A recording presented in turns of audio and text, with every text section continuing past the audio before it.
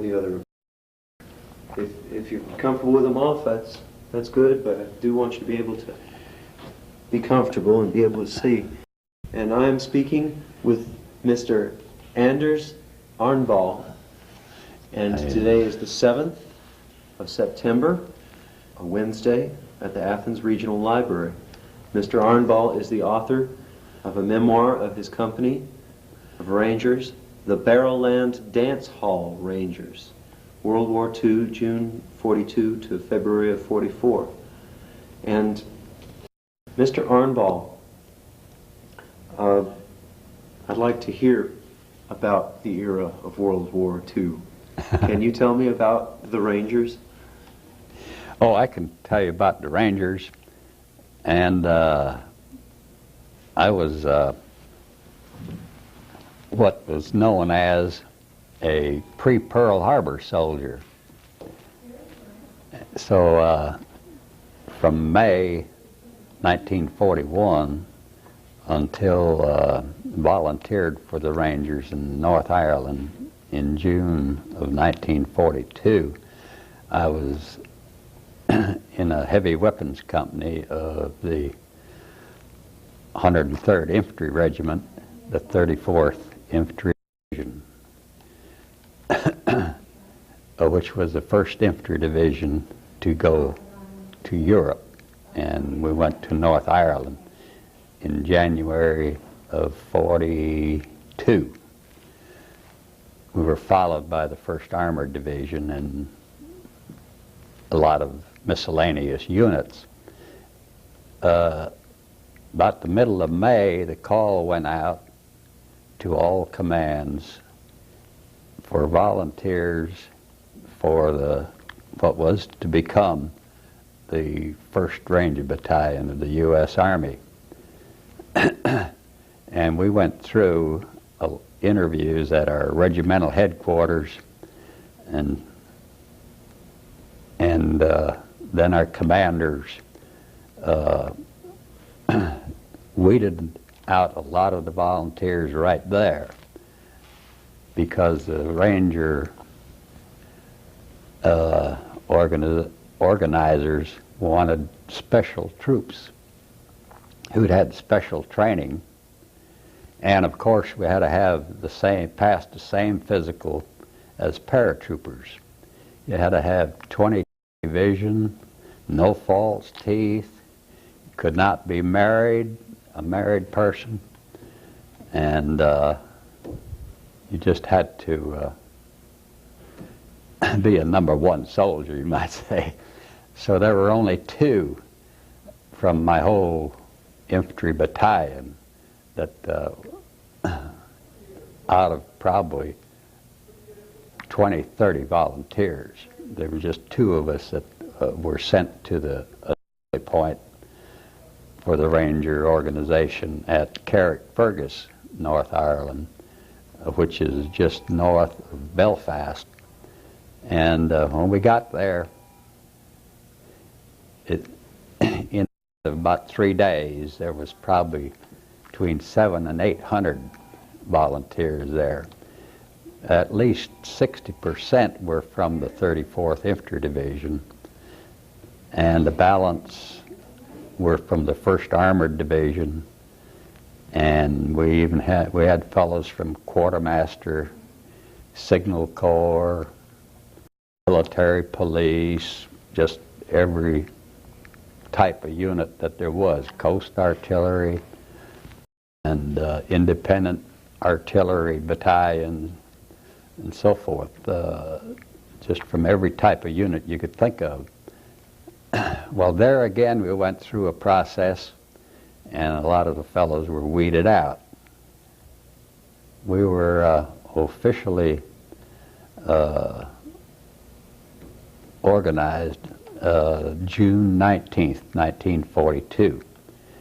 And shortly thereafter, we left North Ireland and went to the commando training depot at Athens-Clarke, Scotland, which was up in the mountains of Fort William in Scotland. And there, we arrived there with about 600 men. Although the final battalion strength was to be 465 officers and enlisted men. And we were organized on the same table of organization as the commando battalions. We were entirely different organization than any Army infantry or armored units.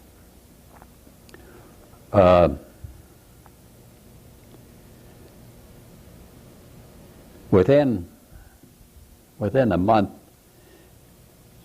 we had been weeded down to about 460 to 470 men. There were fellows leaving that commando depot just about every day, going back to their old outfit because they just couldn't take it. We trained like in one exercise 72 hours straight. When we left on that march through the mountains, we were issued 2 small carrots, 2 small raw potatoes, and 2 ounces of raw beef. And that was to be our ration for those 72 hours. And our rations, normally even in the camp when we ate in the mess hall, was very sparse and limited. Like we would get salted oatmeal and smoked kipper herrings and a couple slices of bread and plenty of tea. We had all the tea we wanted. But anyway, training, when we were training, we trained 12 to 18 hours a day, just on the go all the time. Day or night didn't make any difference. 7 days a week. And they're best to weed us out. And of course we were trained by commandos who had been on several raids, like at Narvik, Norway, and several raids in the French coast and so on. They were all combat veterans. And so we appreciated everything we learned from them.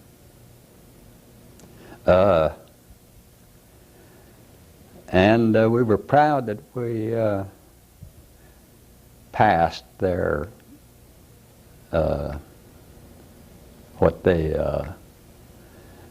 their training.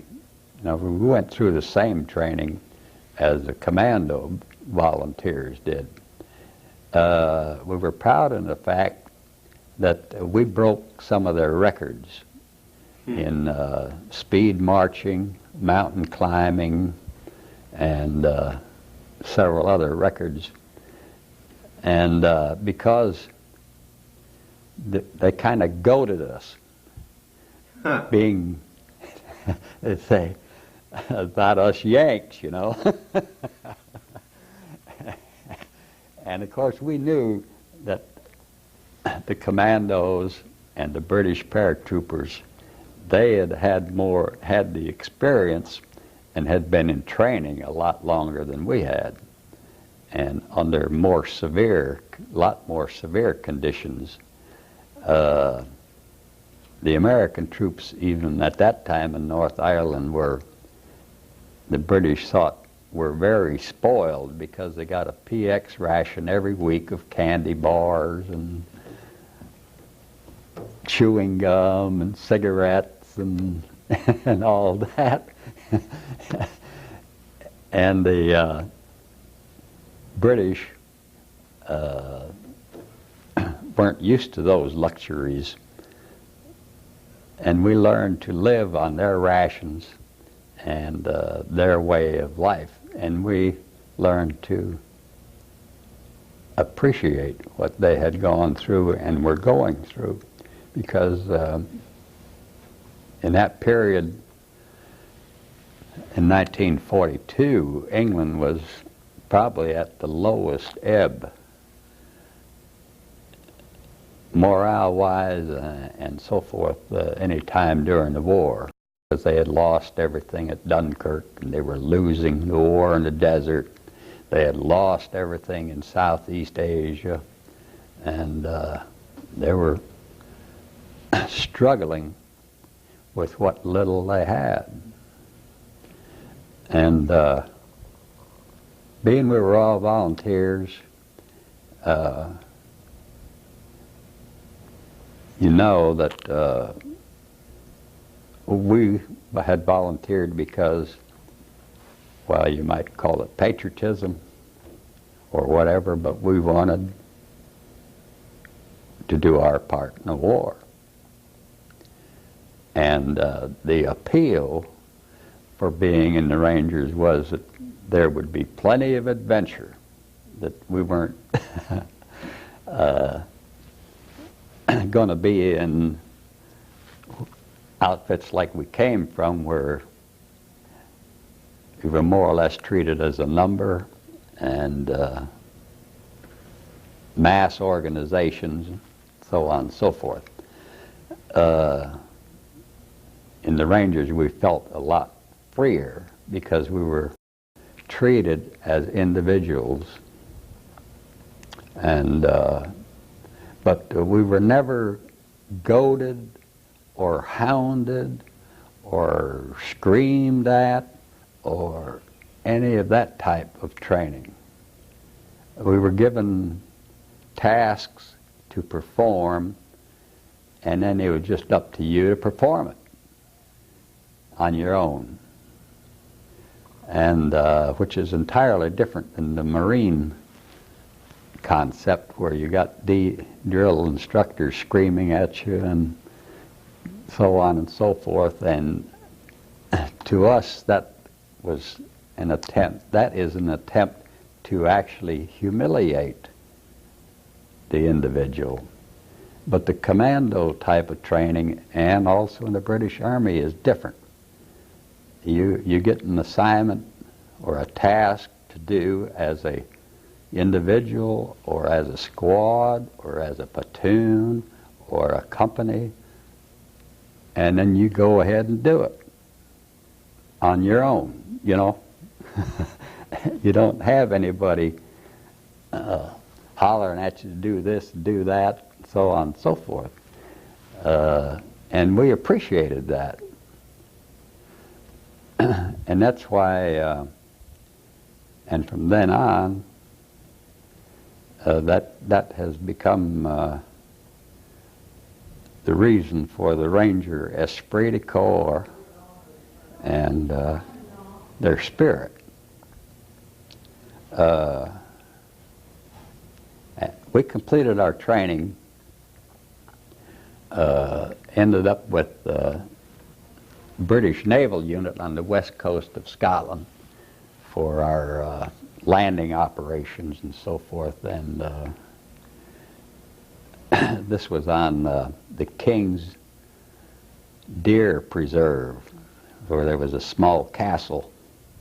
Of course, we lived in some Nissen huts, and on the west coast of Scotland, this was in August, and there were plenty of storms coming in off the west coast there, and we trained with, we were using Norwegian, small Norwegian fishing boats. The fishing boats had come from Norway by Norwegians who were escaped Norway and came across the North Sea into Scotland on these fishing boats. They would carry about 12, 14 men. And they had a little four-cylinder Volvo engine in them, open. They were just open. And one thing we were scheduled to do, we were going to raid one of the islands offshore of western Scotland. So we took off at night, went out into the ocean, and a storm came up. Well, there were 2 British coxswains who operated the boat, and there were 12 of us in each boat. The boat I was in, it was a terrible squall. And all the boats got separated, and we bailed water all night with our helmets. The engine conked out because it got wet, you know. And when daylight came, all we could see was ocean. And the sea had calmed down. And had no idea where we were. And we had, some of us had some matches in a waterproof tube, and were able to dry out the distributor and the wires and so forth, and they finally got the engine going, and just by just reckoning or intuition or something, the 2 coxswains took off. In about 3 hours we saw land in it, and it was the island we were supposed to invade as a exercise. The island was defended by the home guard that lived on the island, you know, the people that lived on the island. So that was quite an adventure. Some of the boats of the battalion were scattered and ended up on other islands, and some of those fellows didn't get back to our camp for a whole week because they had so another time there was such a storm that we couldn't do anything for 7 days. It was just terrible stormy weather, and all we did was sit in our Nissen huts and play blackjack and cards and so on and so forth for 7 days. I'd show you how rough the weather would get, and this is August. I'd hate to be there in the wintertime. But anyway, we had... August of what year? 1942. Thank you. This is all 1942. And then we had the pleasure of, we didn't know where we were going. That was one thing about when the Rangers, if we left one place for another, we were never told where we were going. We had no idea where we were going. And, for instance, in just before we left the commando depot, training depot, 6 men from each one of the 7 Ranger companies in the battalion were more or less picked out, and they left. All they were to take with them was their weapon and a few other things, and they didn't know where they were going. There was 50 total that left from Company B, of which I was a member. We had a second lieutenant and a staff sergeant and a 3-stripe sergeant and corporal, and then 3 private first class. 6. No, we had 7 that left from the company. And we didn't know where they were going. Oh, and they didn't know where they were going. But they ended up down on the Isle of Wight with two commando battalions, and then two Canadian regiments, and went on what is known as the Dieppe raid of August 17th and 18th, 1942. Of the 7 from Company B, only 3 returned. 2 of those that returned never got ashore. And 2 were killed, and 3 were taken prisoner. They were taken prisoner along with over 1,000 other soldiers, Canadian and commandos, because there were so many boats sunk and landing craft sunk that they didn't have enough to pick them up off the shore when they tried to leave. So they were just abandoned there. And so those fellows, Sergeant Jacobson and PFC Faroux and PFC Bresnahan from our company, were POWs from August 1842 until the end of the war.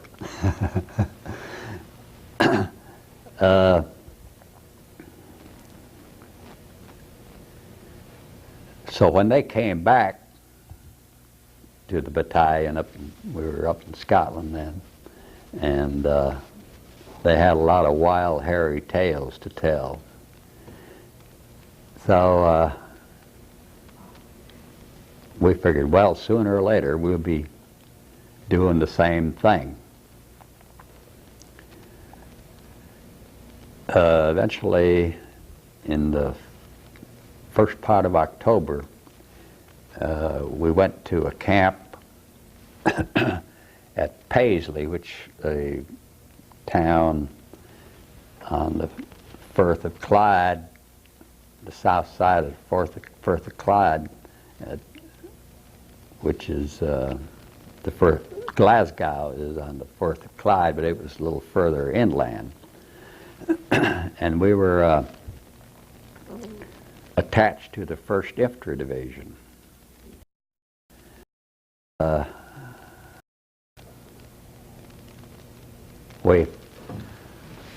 They had us, of course, in a little separate area, and we even had the luxury of having folding cots, and each platoon had a large hospital tent.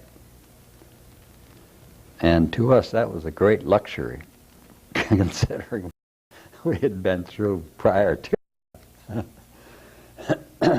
And not only that, but the only duty we had was to have roll call at 8 a.m.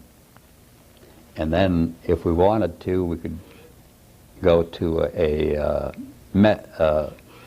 mess, a kitchen that was set up for us, because we didn't have any cooks or anything, and kitchen or nothing. And so we'd go to this 1st Division outfit and eat our meals.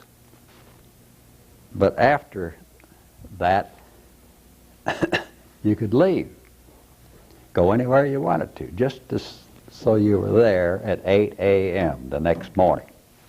We were on our own.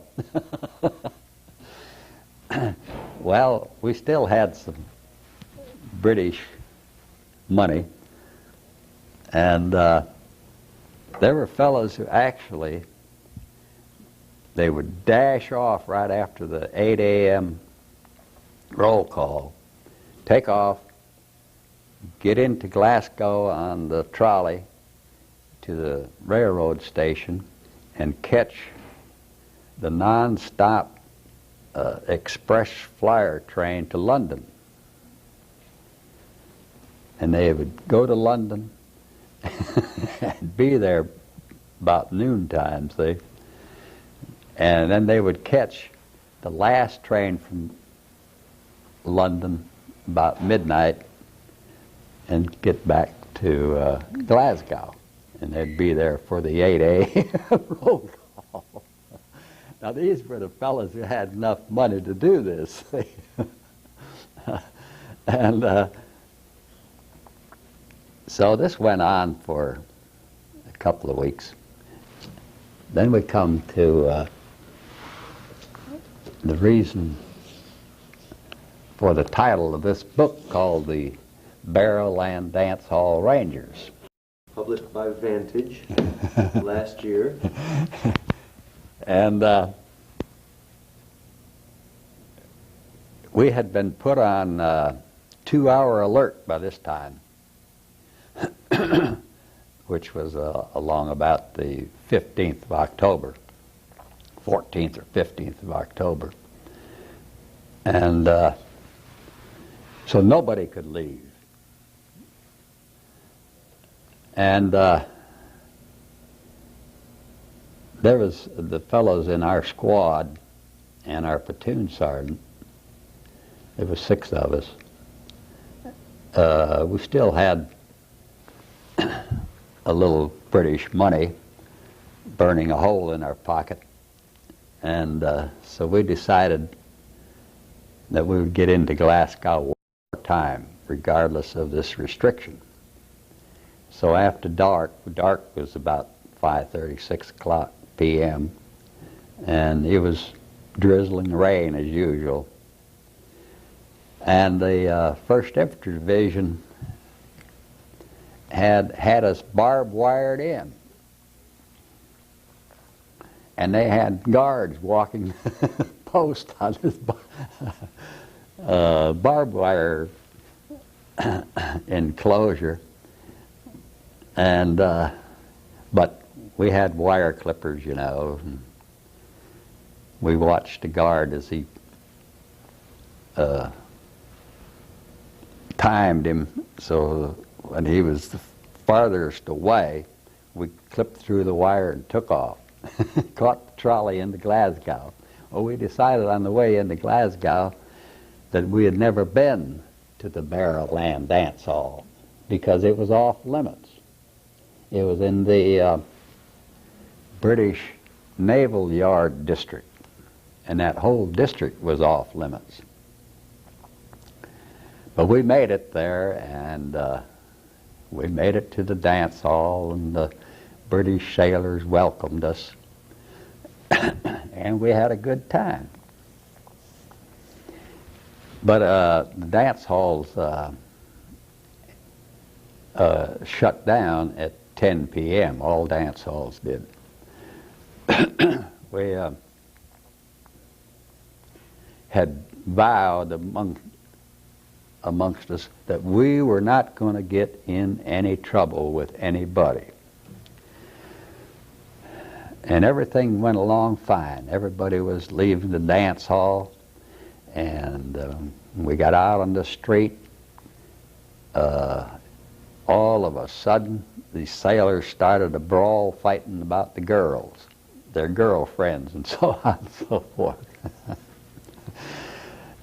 And they're all spilled out there in the street. We were trying to get away from them, and here came a truckload of big British bobbies with swinging their nightsticks indiscriminately. They were just swinging their nightsticks at everybody that they came up to. So we had paired up, which was another thing Rangers always did. They always worked in pairs.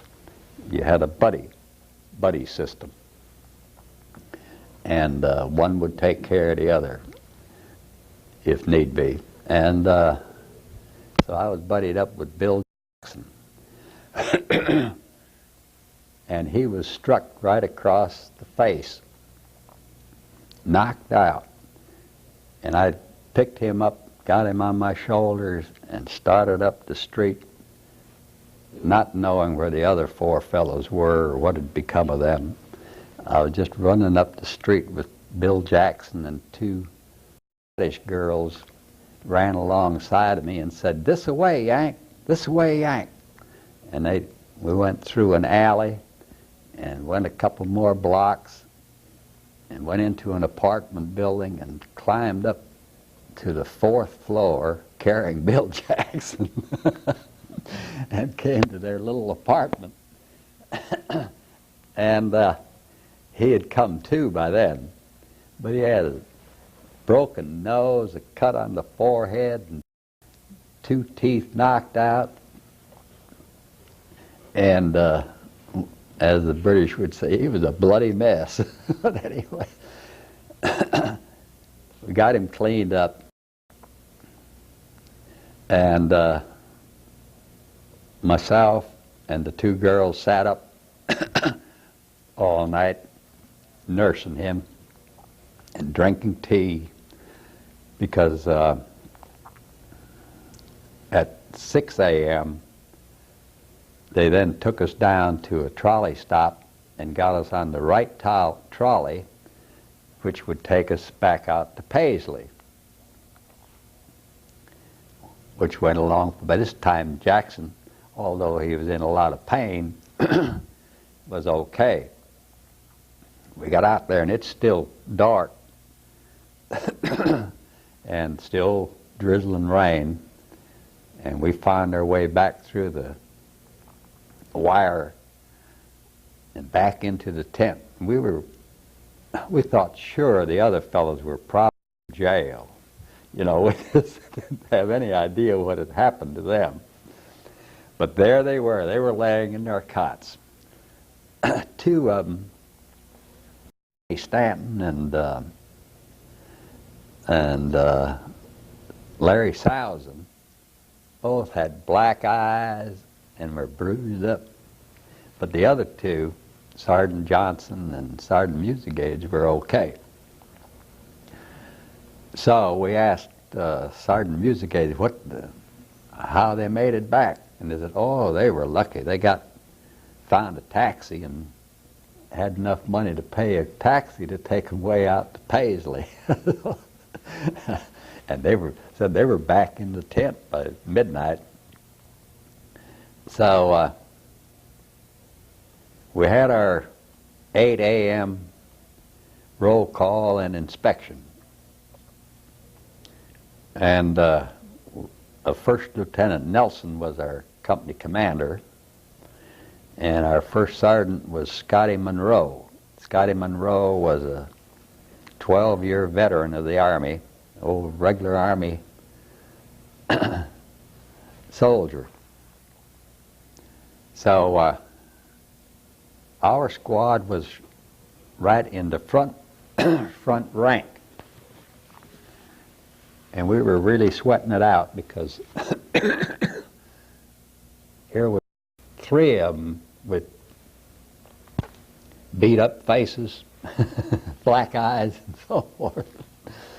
And Scotty Monroe, the first sergeant, of course, always accompanied the company commander, who went from one individual to the next. They didn't say anything, they just looked at us. And after they inspected the whole company, company commander said that, well, I'm glad to see that everyone stayed in last night. Dismissed. We knew that Scotty Monroe, being an old Army sergeant, you know, he knew had already clued Nelson in on what had taken place and had talked him into not saying anything or doing anything at this stage of the game. Because he said he had told Lieutenant Nelson, you don't want to have to court-martial anybody, because that'll go against your record as a company commander, you know, just keep everything quiet. Knowing Colonel Darby, tell him what he would have done to Lieutenant Nelson. He probably wouldn't have done anything to us enlisted men, but Colonel Darby was very, very strict with his orders. He held them to the line, and as they say, and so we got out of that scrape and boarded ship the next night, I think it was, for some place we didn't know where we were going. We laid in the harbor for 2-3 days on board ship, and then pulled out with the convoy, and we went north, went all around the western side of Ireland, and then headed south. By that time, we were told that we were going to invade Algeria, and we started studying the sand table of the harbor of Arzew in Algeria, where we were going to make our invasion. Every day, of course, on board ship, we always, morning and night, we would have about an hour of calisthenics and walk around the ship. These ships were small vessels, comparatively. Would you like water? Well, if you would take a break, I might need to. You've been sounded like it. When we left, you were telling me about the first invasion of your Ranger battalion into Algeria. Yes, before we went through the Gibraltar Straits, we were in a 3-day storm out in the Atlantic. And on board, we also had a platoon of 30 Marines, U.S. Marines.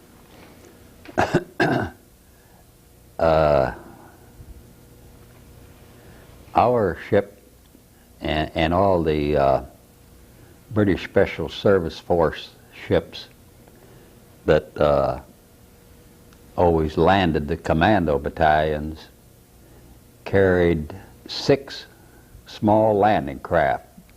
The landing craft would hold 32 men and was operated by 2 young British coxswains.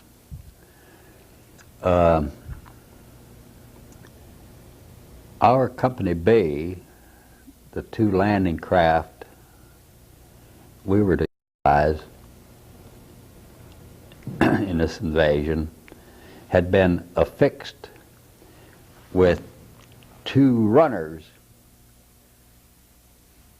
under the craft,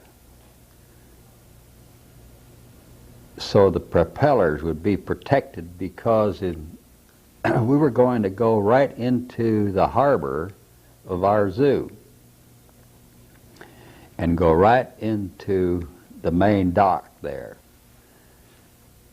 But all the harbors had a torpedo cable and net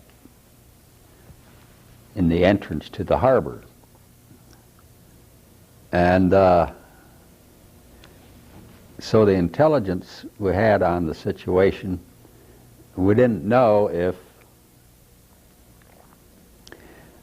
torpedo net would be closed or whether it'd be open, because we were going to go in like 2 or 2:30 a.m., say.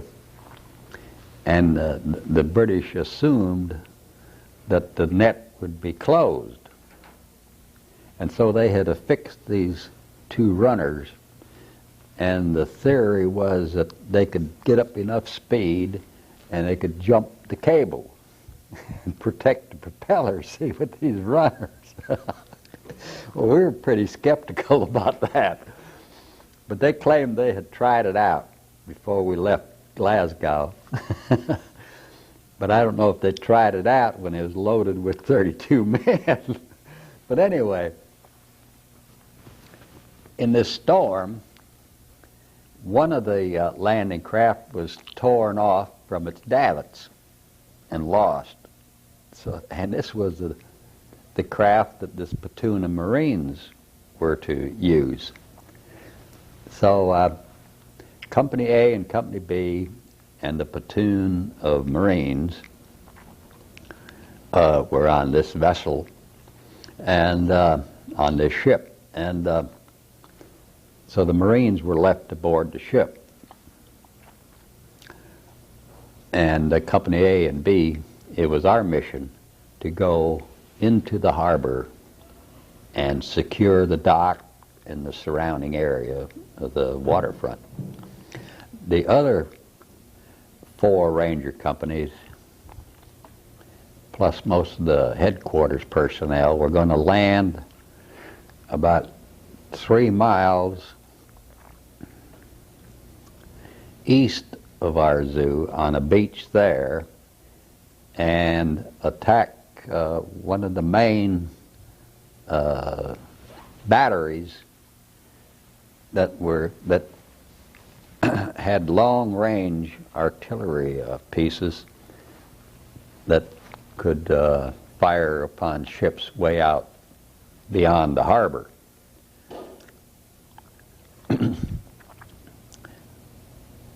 So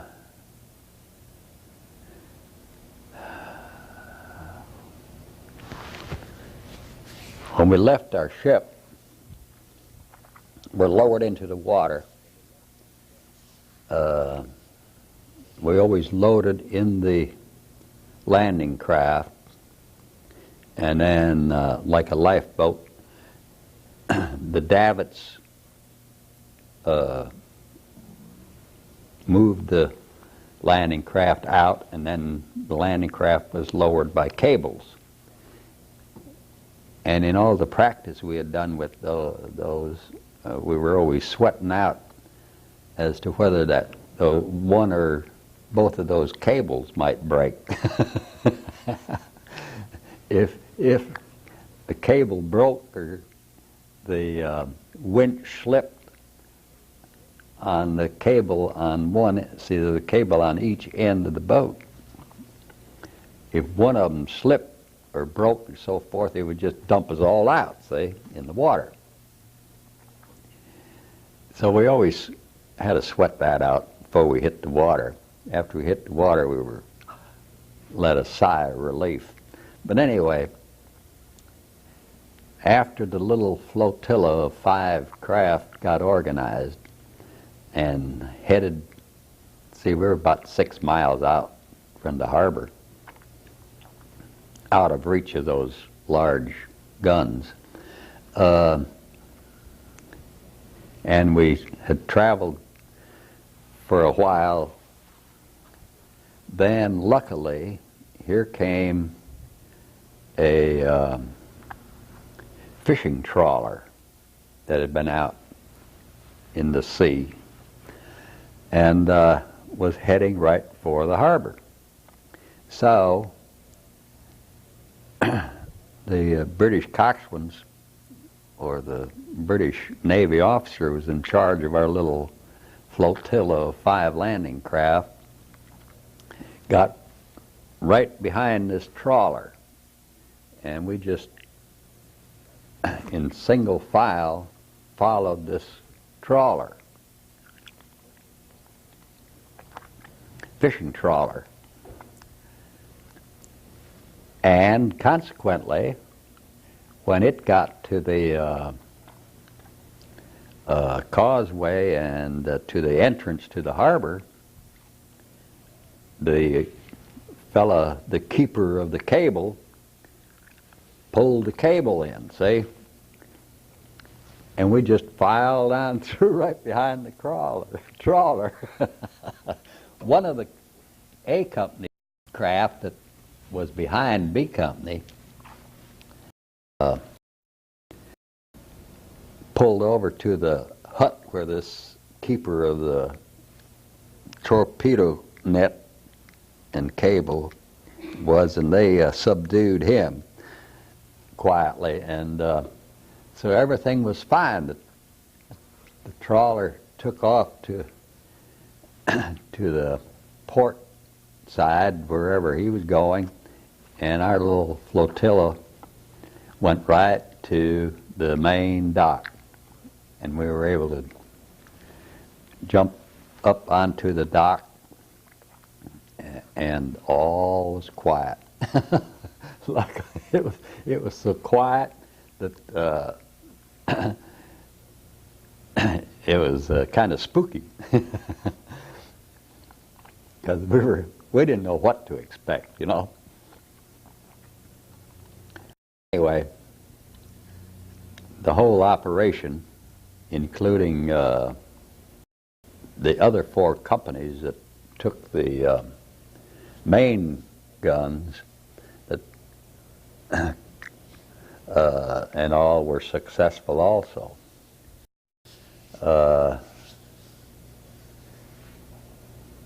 At daylight, I was a light machine gunner and had my assistant,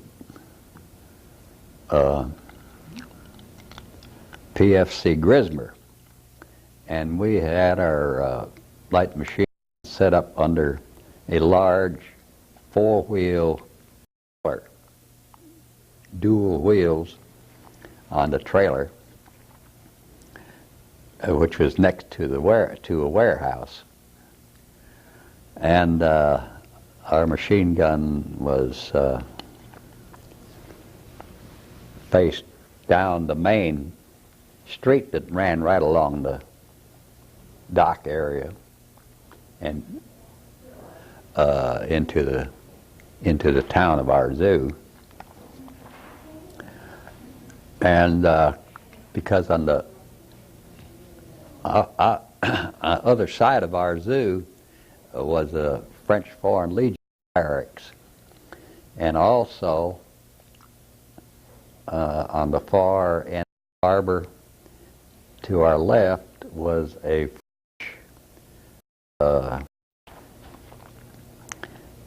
air patrol, naval air patrol base, and we didn't know how many people were involved there either. The intelligence had said there'd probably be anywhere from 100 to 150 French naval air personnel at this little French naval air patrol base. And there would probably be about 600 legionnaires at the Legionnaire barracks who were loyal to Vichy France. Now we landed on the starboard side of the dock, and on the port side of the dock was a fairly large ship. It had been a Danish naval training vessel that had been taken over by the Germans and subsequently given to the French. And the French were using it as a naval training vessel, just which it had been set up for, see, by the Danish government, Denmark. Well, our first platoon, this was the mission of the Marines. They were to take over that ship if they had come in, say, with us. And the naval command for the U.S. Navy for the whole Algerian naval operation. We're going to set up their headquarters there. There's Admiral Stark was naval commander for the U.S. Navy Algerian operation. And he was going to set up his headquarters in this Danish naval training vessel. So our first platoon, instead of the Marines, took over this vessel, which was no problem. They just had one sailor walking guard on deck, and the platoon leader got on board, and he just went up and knocked him in the head with the butt of his pistol, and that was it. Because all the rest of the sailors were sleeping in their quarters below deck. So there was no big problem in taking that vessel. But at daylight, things started stirring. Even before daylight, the roosters started crowing, the dogs were barking, and so on and so forth. You know, things started to come to life. And Grismer and I laying under this trailer with our machine gun. And then, like I say, right at daylight, all of a sudden, rifle rounds came in on us, hit the tires, and the air was whistling out of the tires, and the dust and chips off the bricks on the under the pavement bricks and all, and just out of the clear blue sky, you might say. And Grismer started moaning, and we had taken our packs off, of course, what little packs we had. But he was laying right on my left. I could reach him with my left hand if I wanted to. And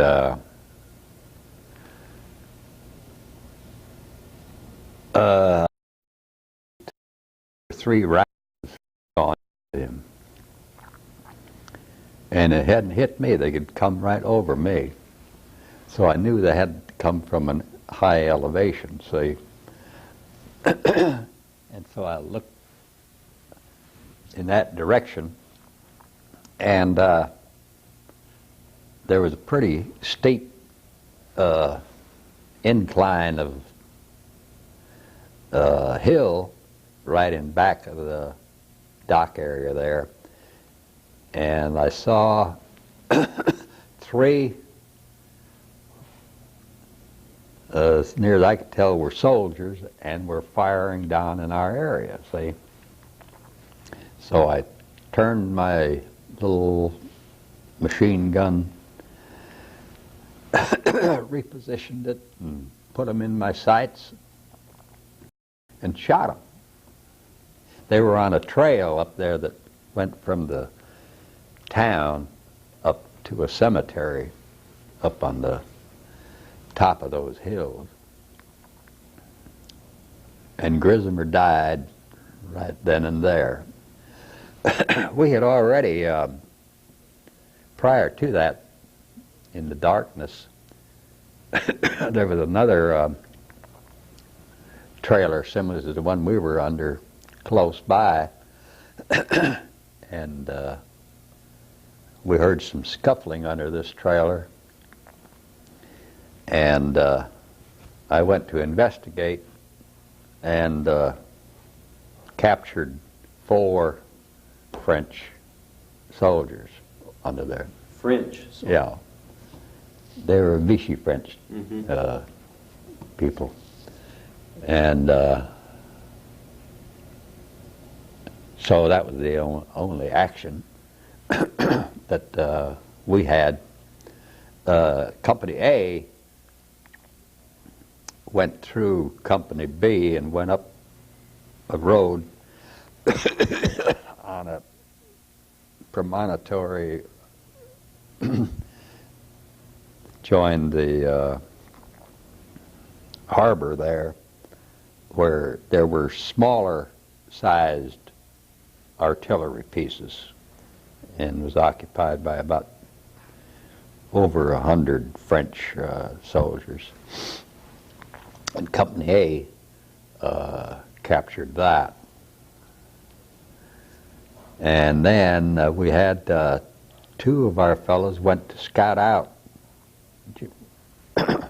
right before daylight, went to scout out this French naval air base. And lo and behold,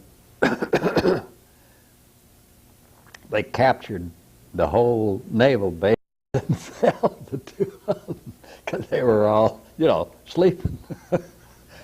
Wow. And came parading back up where we were with 140 prisoners. plus some good wine and brandy out of their bar. Well, anyway. You should take a long pull off that water there. I'm serious. Rest your throat for a moment. And, I'm just as interested in all of this. I often get the chance to ask a few more questions, but can you recall where you were, say, earlier, before you've been telling me about 1942 and the invasion of Algeria? Can you recall where you were on December 7th of 41 when Pearl Harbor was? Well, I was in the Company A, 33rd Regiment, which was a heavy weapons company, what we call a heavy weapons company. In other words, we had the water-cooled machine guns and 81mm mortars, and we had 4 37mm anti-tank guns. And it was a good company. We always got along fine with those fellows. They were National Guard from Mason City, Iowa. Well, anyway, they had good sergeants, good NCOs, officers, and so on. We had been on the firing range for about a month, firing rifles and machine guns and pistols and whatnot, and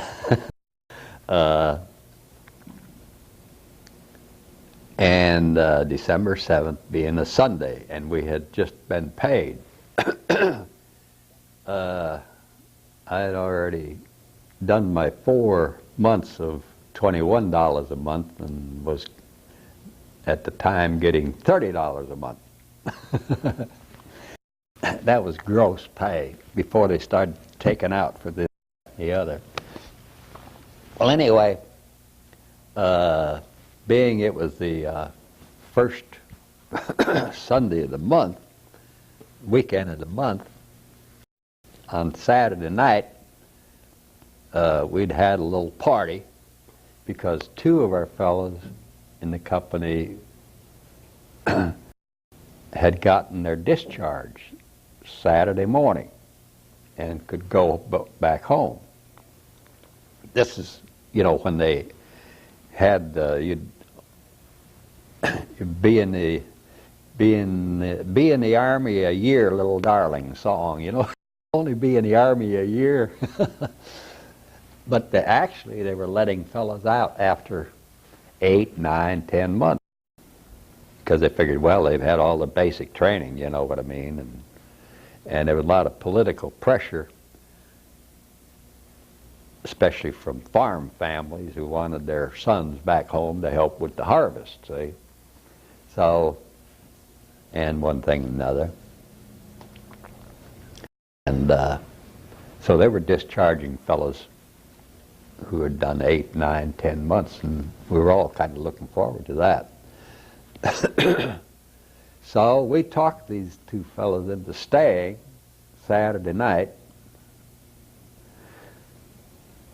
for our beer party, see? Because back then, each of us in the company had a 1-gallon glass, 1-gallon jug, which had been a vinegar jug or whatever, you know, from the mess hall. And you could go to the PX and get that filled with draft beer for 50 cents. So we'd had our party and all, and on Sundays, the mess hall just served a brunch about 10 o'clock, between 10 and 11 o'clock. And then in the evening, about between 4 and 5, they served some cold cut sandwiches and one thing and another. Because so many guys were out on pass, you know what I mean, gone to town and messing around. Although our outfit, our whole battalion, was on alert, because in the division, one battalion a weekend was designated to be on alert, and so there was no passes. I mean, our company and the other 3 companies in the battalion were all present. And so I had, along with some of the other, gotten up and we'd gone over, had our brunch, came back to our pyramidal tent, and I wrote about a 4 or 5 page letter to my sister. And it sealed it up and dropped it in the mail at the orderly tent. And then, like say, about 2 o'clock, just laying on our cots in our tent, reading or listening to the radio, sobering up. And here came the news. Pearl Harbor. God, we couldn't believe it. And being we were the alert battalion, it wasn't within 30 minutes. Orders came down for us to get ready as though we were going to move out. And we packed up everything, and by 8 p.m. We moved out, lock, stock, and barrel. Because being a heavy weapons company, we had our own transportation. See, 3/4 ton trucks, jeeps, trucks, and so forth to carry our weapons and ammunition and all that. We moved out, carried all our duffel bags and everything. We had no idea what was going on, where we were going, nothing else. But we headed south. And being old soldiers and having ridden in trucks all summer long, you could sleep a drop of a hat, as they say. And we promptly went to sleep, and we woke up daylight. We were on Lake Pontchartrain Beach out of New Orleans. And we set up camp there. Had no idea what we were going to do or anything, you know. But anyway, we stayed there until a few days before Christmas. And we were on outposts, what we called outposts, guarding different installations all around New Orleans and so on and so forth. Squad I was in, we guarded some radio towers way out in the marsh. And as though the Japanese were going to come steaming up the Mississippi River, you know, take New Orleans. But anyway, that whole 34th Division was scattered from Jacksonville, Florida, to Pensacola, Florida, all along the coast. Anyway. Wide expanse of land.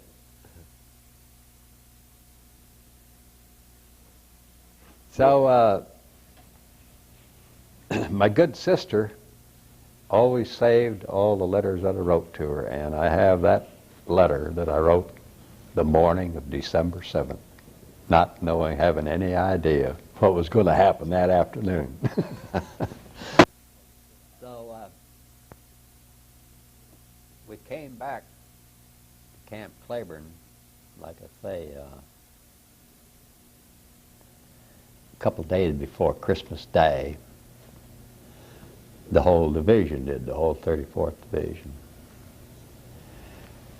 And, we had a big Christmas dinner and all. And the day after, we were told we were going to move out. So we started packing again. And New Year's Eve, we boarded the train and headed north. We knew we were heading north. We boarded the train about 10 p.m. Raining, it had rained all day. We were all soaking wet. And got in these Pullman cars with the sheets and all, you know, and we were muddy and wet. That porter. But anyway, we knew we were heading north because it was getting colder and colder. And before daylight, we were freezing. And we pulled into the rail yards at Lewis, and I don't know what the temperature was. It was way below freezing. The wind was blowing, and the steam pipes had all froze up. And hell, we were freezing. So it took about 2 hours for them to get the steam pipes thawed out. And we had some good officers. They were able to leave, see, the area, and they came back with a few cases of whiskey, bourbon and whatnot, because they knew it was freezing cold. We all had a few shots of liquor to warm us up. Anyway, it took us 3 days and nights to get to Fort Dix, New Jersey. And we got there that day. They had had the worst blizzard they had had in 20 or 30 years. And it was 20 below zero. And here we'd come right out of the rain in Louisiana to Fort Dix, New Jersey, 20 below zero. They wouldn't let us get in the barracks they had, the wooden barracks, because the 44th Infantry Division had just moved out and gone west, and they had to inventory those barracks for any damages done by the 44th Division, which the 44th Division then would have to pay for, I guess. So they wouldn't let us in the barracks. They had the big temporary camp of canvas pyramidal tents with a little round coal stove set up in the middle and folding cots sleep on. And the blizzard's still going on. We're going through drifts knee-deep in snow. What a weather. Sounds cool. Luckily, this little stove, coal burner, it'd be red hot. And over in the side of the tent, in the corner of the tent, it'd be freezing. One of our fellows, the name was Boss, I'll never forget him. He had for some ungodly reason, he had a thermometer. And he hung it over his cot. And it was 7 below zero. And the little coal stove was red hot. Well, luckily in our company, none of the tents burned. But several of the other companies tents would catch fire and tents burn up. and the way the Army was then, they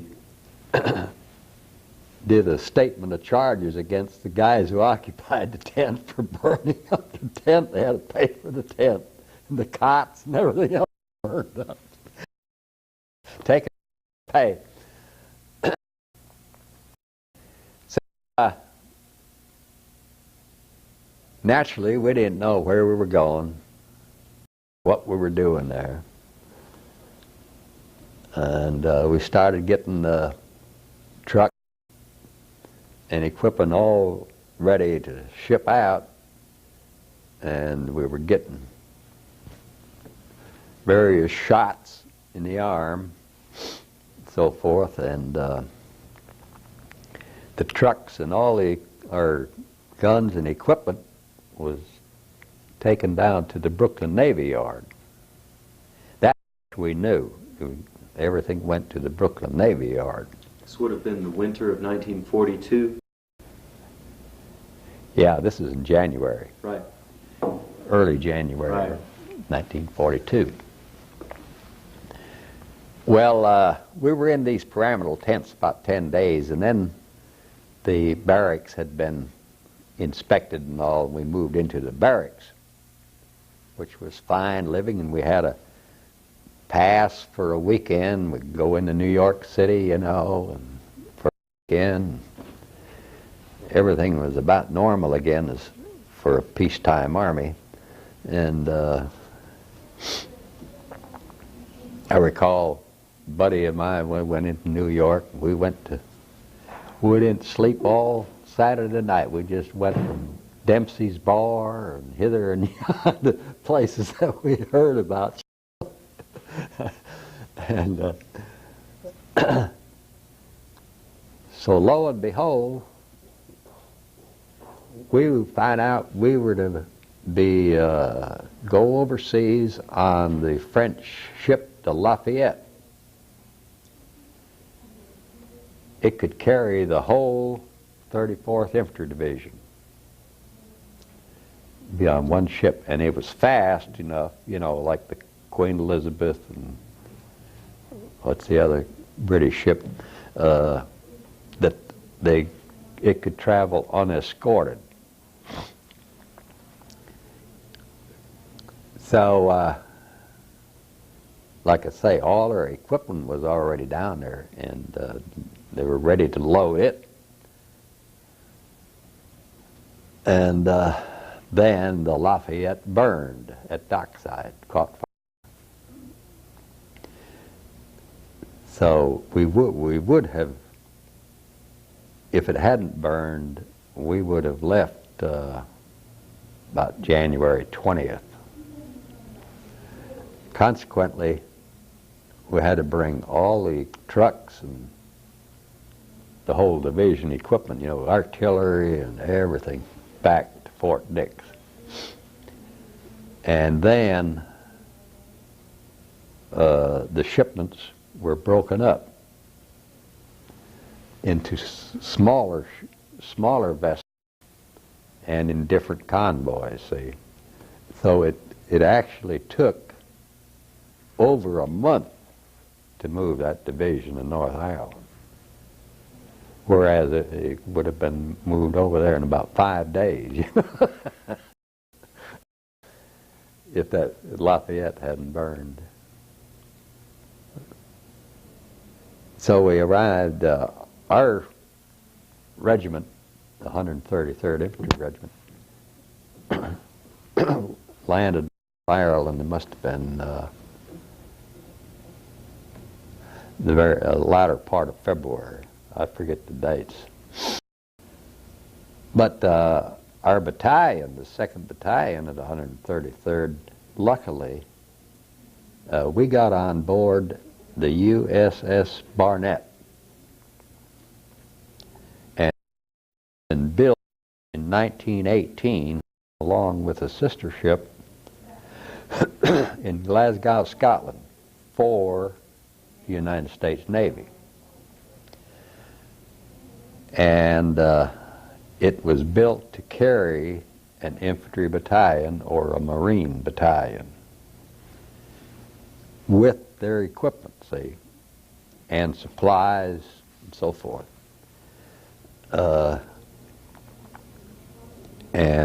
It had been in continuous operation ever since 1918. Both of them, the Barnett and its sister ship, I forget the name of the sister ship. Well, right away, after we left Brooklyn Navy Yard, which we did at night, of course, the next morning they asked for machine gunner volunteers to help the Navy personnel man the anti-aircraft weapons on the ship. They had several multiple gun 20 millimeters and 50 calibers and so forth, which we were qualified in. My buddy Vern Zylstra and I volunteered right away for that, because we would be 4 hours on, 4 hours off, just like the naval personnel were. And we'd have kitchen privileges, hall privileges, and so forth. And we wanted to be up on deck anyway, as much as possible. So we had a pretty good deal. These two ships were really unique. They were powered by the two largest diesel engines ever built, and the only two that were ever built. They were 8-cylinder, and tremendous engines. Well, in our 4 hours off at night, we could go down to the engine room because there was lights there, and we could read, you know, whatnot. So we'd, us gun crews would assemble, gather down there and drink coffee and read and shoot the bull and whatnot, and watch the engineers. They'd had a catwalk that walked the top of the engine, and they'd walk back and forth with big oil guns oiling the rocker arms and so forth.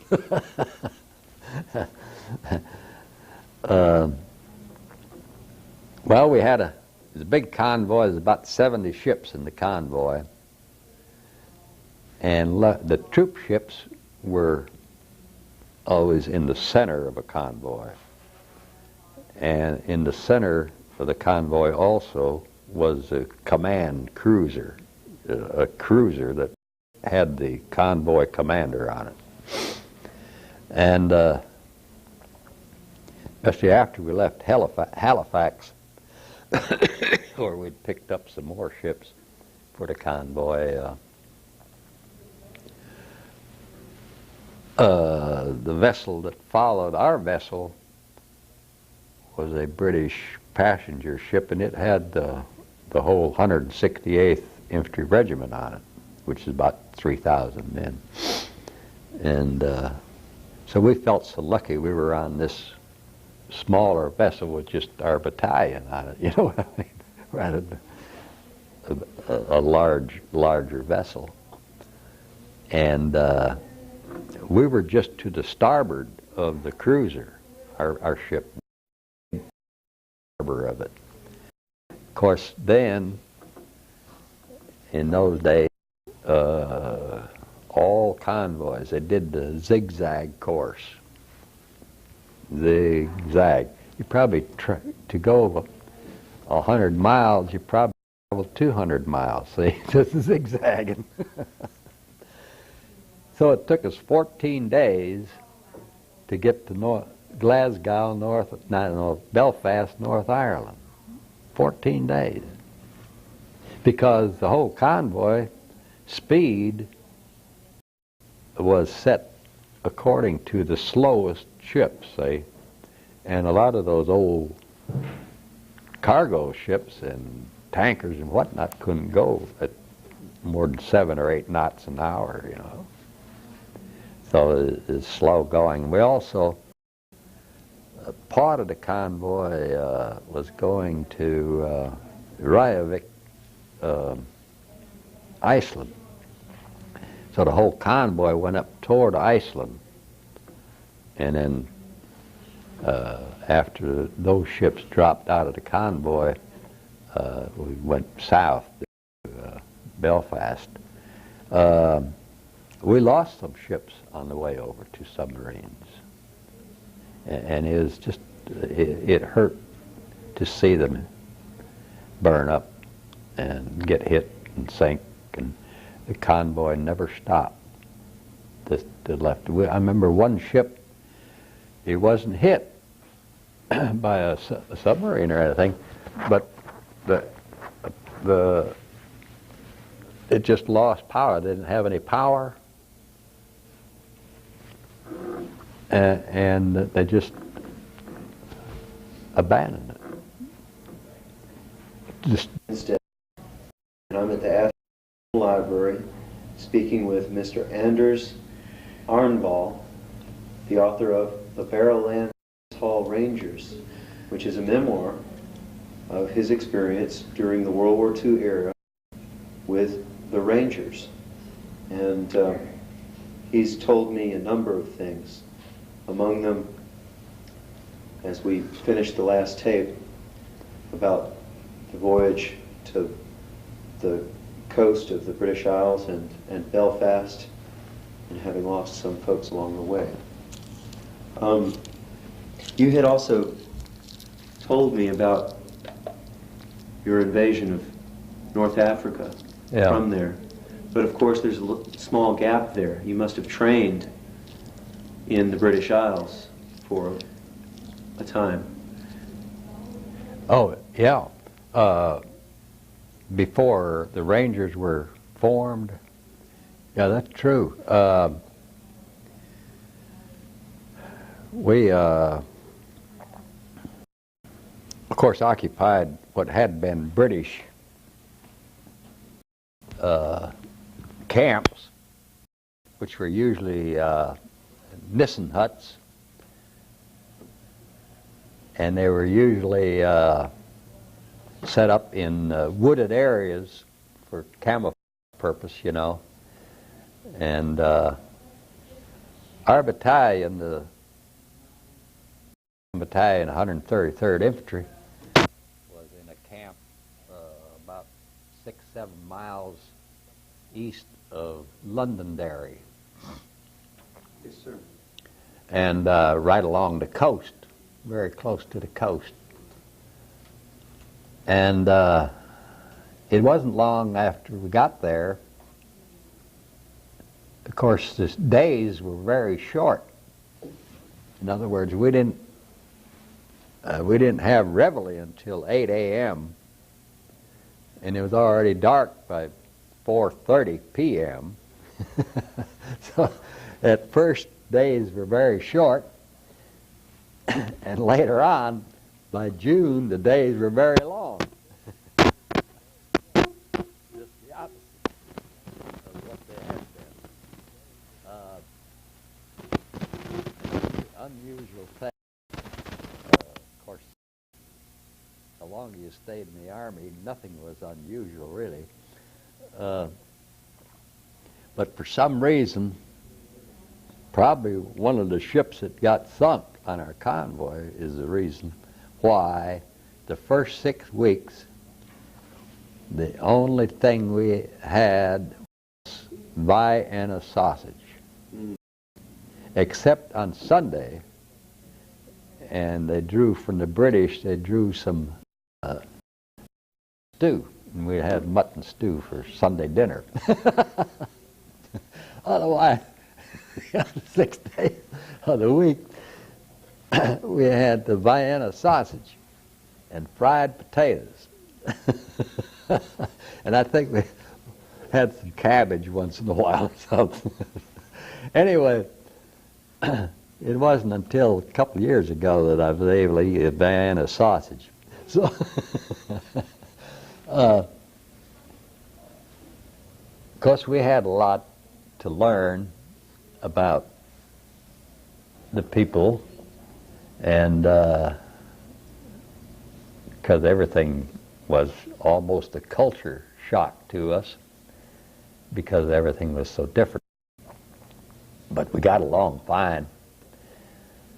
Although we were very naive, actually, not only us enlisted persons, but even the commanders of our battalions or regiments and so on and so forth, because when we got to this camp by train from Belfast, and we marched into this camp, and there was some British officers there who met our battalion commander and officers.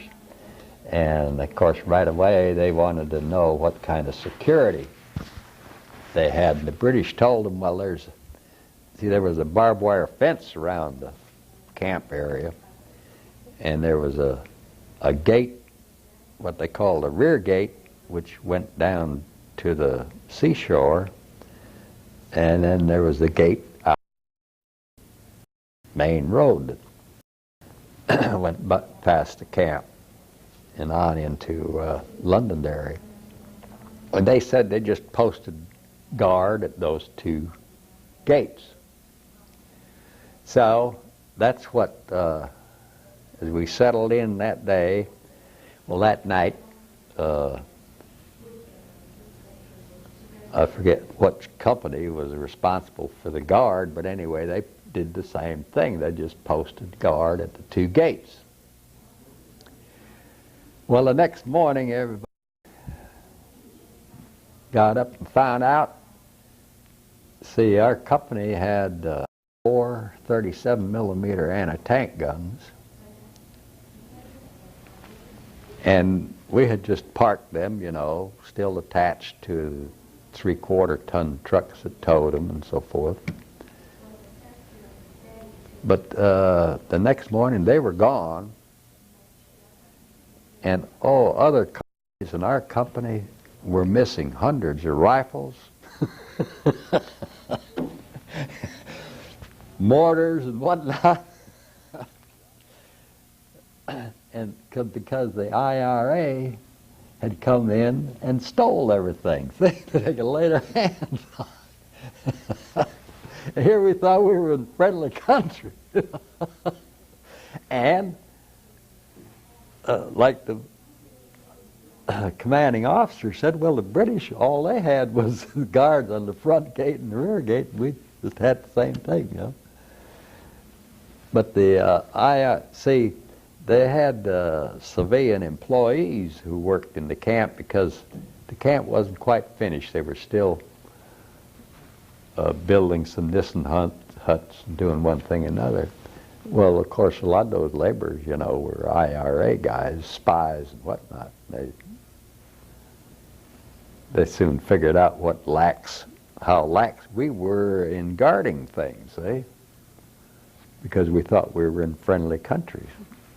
So they just organized that raid during the night and stole all the goods later. So we learned a lesson there. While we were there, after we got re-equipped and everything, we went to various British Army firing ranges and firing our weapons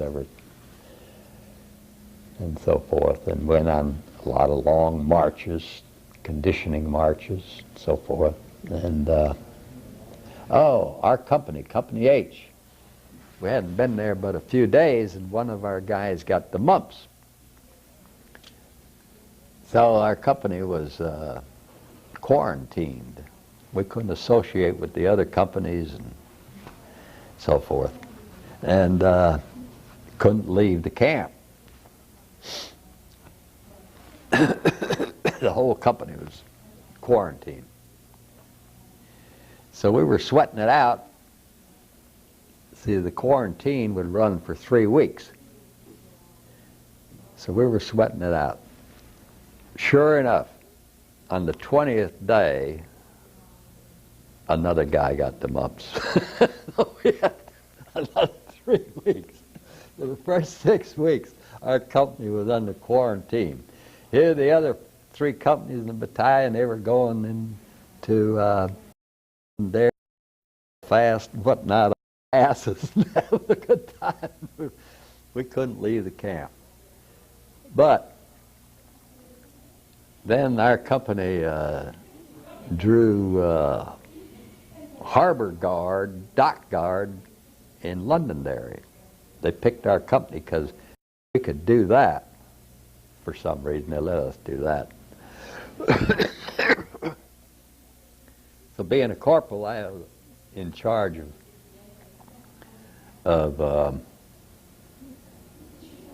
one relief, 8-hour reliefs, see, 24 hours a day. We were to walk guard in the dock area where American supplies were coming in, being unloaded. The IR didn't steal it. And so we got to see a little of the life, at least in the dock area around Londonderry. But one thing that really impressed us was while we were doing this duty, one day came in a little flotilla of several what had been British fishing trawlers, pretty good size, you know, like probably 60 foot, 60, 70 foot length wooden fishing trawlers, and pulled in alongside the dock. And they had just come back from a convoy run to Murmansk, Russia. These little wooden vessels probably had a crew of 20-some sailors, you know, British sailors.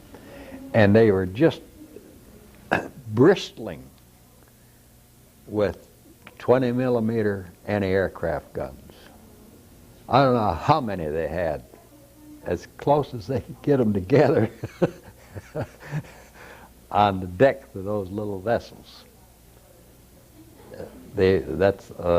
Was their mission in the convoys was anti-aircraft escort. See, as they went up past Norway, the land-based German bombers would burn the hell out of those convoys.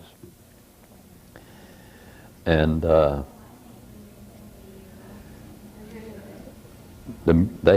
they said they only lost 50% of their convoy on that trip, so they did pretty good, they thought. Isn't that something? And this was in March. The cold, you know, imagine how cold it was going on that trip up to Murmansk, you know. Of course, the Gulf Stream went up that way, too. But anyway, so they'd invite us aboard and drink tea with them, you know, and so forth, and we got along. We learned something about the war from those kids. A lot of the British Navy, see, they took volunteers at the age 14. But they didn't draft anybody into the Navy unless they were 16, but they could volunteer at 14. And it always amazed myself how those kids performed. You know, they you might say were beyond their age. And I tell you, they aged fast, too. But they were, including the British Special Service Force ships, used in our operations, in the Ranger operations. Here were these kids, 16-year-old kids, coxswains of these landing craft. You know, I mean, and they'd been in the Navy a couple of years, drinking the rum ration day, along with the older, mature sailors, you know. And it just amazed us how, of course, we all knew from history, you know, that the British was a sea-going country, you know what I mean? They ruled the world with their armadas. And so it's just such a tradition, I guess, that, we admired them. Really admired them.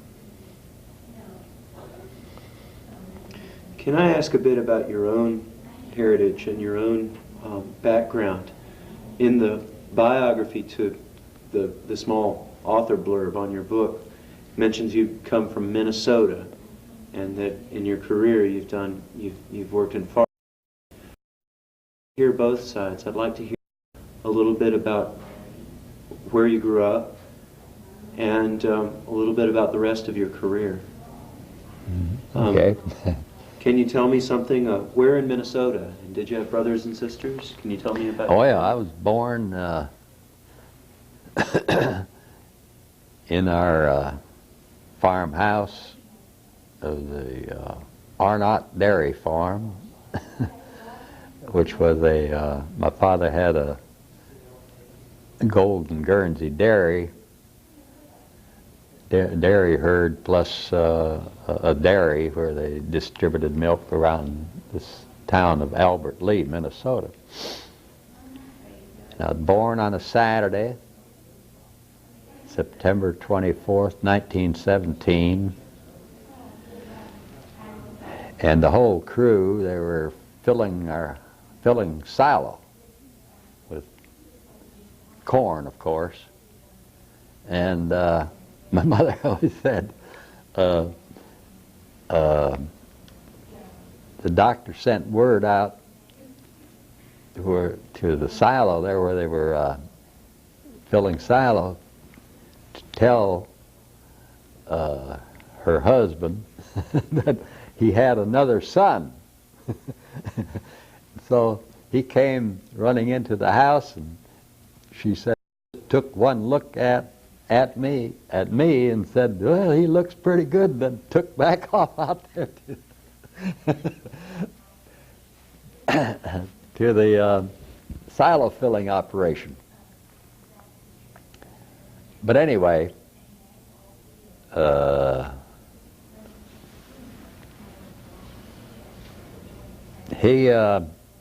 they had to cease the dairy operation in the latter part of 1918, because within 3 months all 6 of his main fellows working for him were drafted, and he couldn't get replacements for them, you know. And so he ended up selling the herd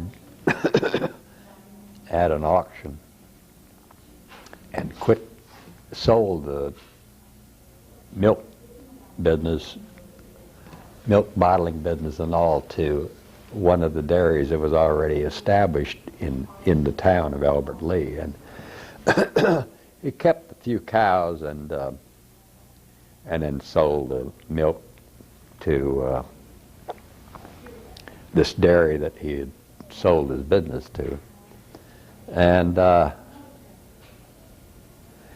then 1920 or 21, right after the war, during and after the war, see, there were good times. They were getting high prices for everything, you know, for hogs, beef, anything, wheat, everything, you know, corn. And It was, you might say, the war inflation had taken over, and so there was a banker who my father knew real well and who had helped him get started in this dairy business to begin with. Had a son who was 21 years old, and he wanted to farm. So the banker made a good offer for this farm. And my father had a lot of asthma problems anyway, and allergies to one thing and another. So they wanted to find a place that would be help him health-wise. So they relocated. They sold the farm and all to this banker, and then they relocated a little town called Athens in Pine County, Minnesota, about halfway between Minneapolis and Duluth. Mm-hmm. And being both my father and mother were born and raised and were mature, they were raised in Denmark and had come to the United States in 1905.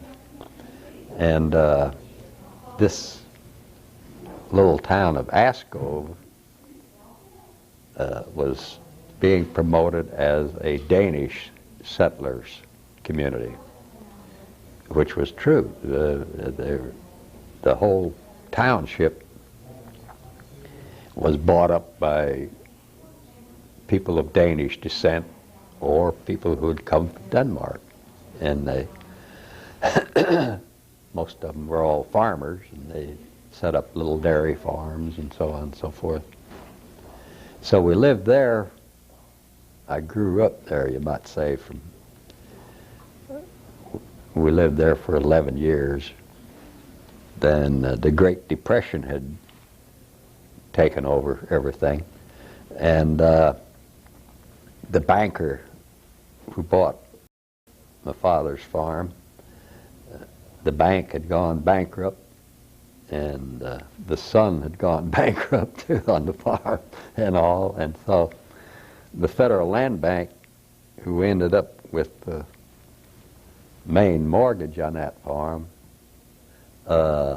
contacted my father and wanted to know if he would be interested in coming back and taking it over again. Taking it over. And so, by just taking over the loan, in fact, they even discounted the loan, you know, to get get something out of it. And that's how tough things were, see? So, he sold the little farm we had up there at Askov, and was able to sell it for a little or something. And we moved. By that time, he had built up another good herd of, registered Guernsey cattle, and we moved them back down there to Albertley, to this dairy farm, and set up farming again there. And came out of the Depression okay. Everything was rocking along pretty good. And then my father passed away in 1939. And see, I was 21 years old then. And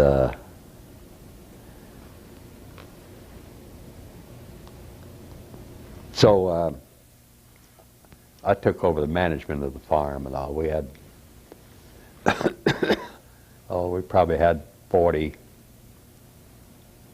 registered Guernsey cows and so on and so forth. And had a for those days, pretty good sized operation, you know. How old were you when you took over the management when your father died? 21. And But see, been working there all the time anyway. And did you have brothers and sisters? Yeah, I had an older brother, but he didn't stay home on the farm. My sister had married and lived in Chicago. And we always had good help, you know what I mean, good hired help and so forth. And had all modern equipment. We had, I know my father died, 3 tractors and all kinds of equipment, you know. And Bigger than a bigger one-mule operation. the reason I was drafted was because the draft board, see, my older brother wasn't married, and he lived lived with us at home on the farm, but he had had a job with a milk drying plant, and he wasn't too interested in the farm. You know what I mean? He just so the draft board decided that, because it ended up I had a low draft number, see, and he had a high draft number, large draft, and so they decided that I could be drafted. My older brother could run the farm, see, which was true. You know what I mean? When it came down to it, if he wanted, even if he didn't want to, they declared that he would be the one to run the farm. And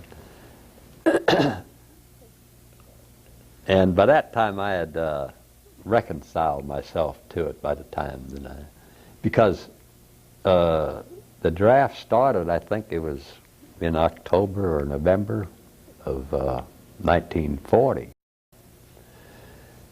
But there were so many fellows that volunteered. Each, like every 10 days, they drafted so many people out of the county, you know. And say 10 people, 12 people, or whatever. And those quotas were always filled by volunteers who were eventually going to be drafted anyway, but they couldn't get a job because they were subject to the draft. People wouldn't hire them. You know, industries or nothing wouldn't hire them. So they wanted to get in and get their year over with, and then they come back home and get a job, see, because their obligation was over. That was the theory. So although with the low draft number I had, I would have been drafted in November or December of 1940. But because all the quotas each week or 10 days was filled by volunteers, I didn't leave until early May, 41. Up until that time, all the quotas were being filled by guys volunteering. In fact, I think there was 8 or 10 of us on that draft that left Albert Lee 8th of May, 41. Half of them were volunteer guys, you know. So, but I was along fine in the Army. I mean, I never in the Army. I was, I guess I was able to make friends and get along with people. I have gathered. At this point, why don't you show me some photographs, just a couple, and I'll zoom in on them. Oh, I thought I'd show one here, give an idea of some of our training at the commando depot. Now, I've noticed that this book about, well, there's General Darby's message, but this book is copyrighted, or at least printed in 1945. Yeah. before the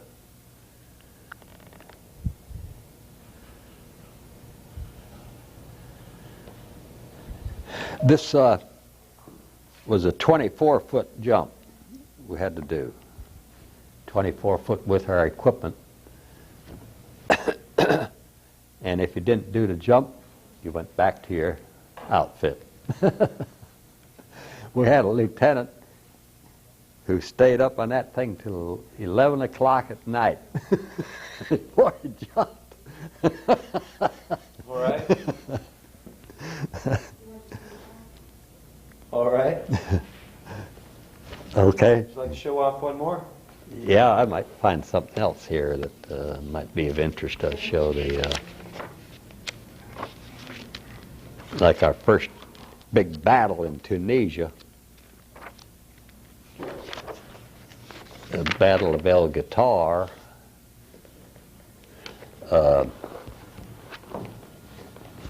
This shows the prisoners we captured at the Jebel Ankh Pass. It was one of the first major actions we were in. All right. And this is when we won our first presidential unit citation.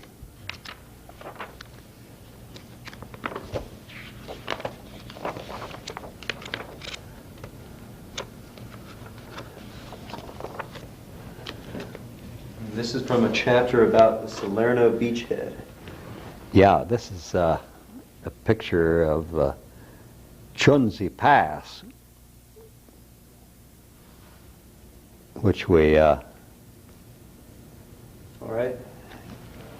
occupied and when we invaded Italy and won another presidential unit citation there.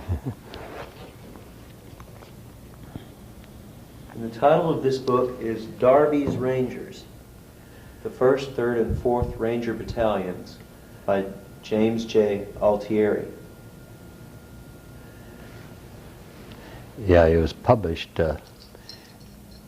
actually before the war was over, so some of the stuff in the book was censored, and or he couldn't, a lot of things he couldn't write about that we actually did, see, because it was before the war was over and the War Department censored the book. Well, so this is a local history and genealogy collection, so I'm very interested in hearing about how you moved to the Athens area. Oh, well, I was discharged from the Army after having been at Camp Wheeler, Georgia in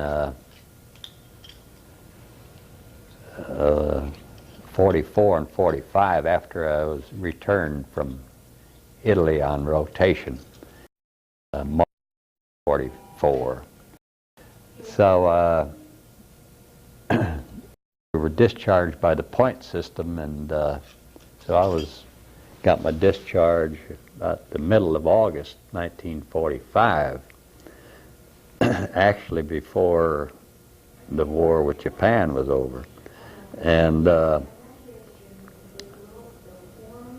I found things so upset and disconcerting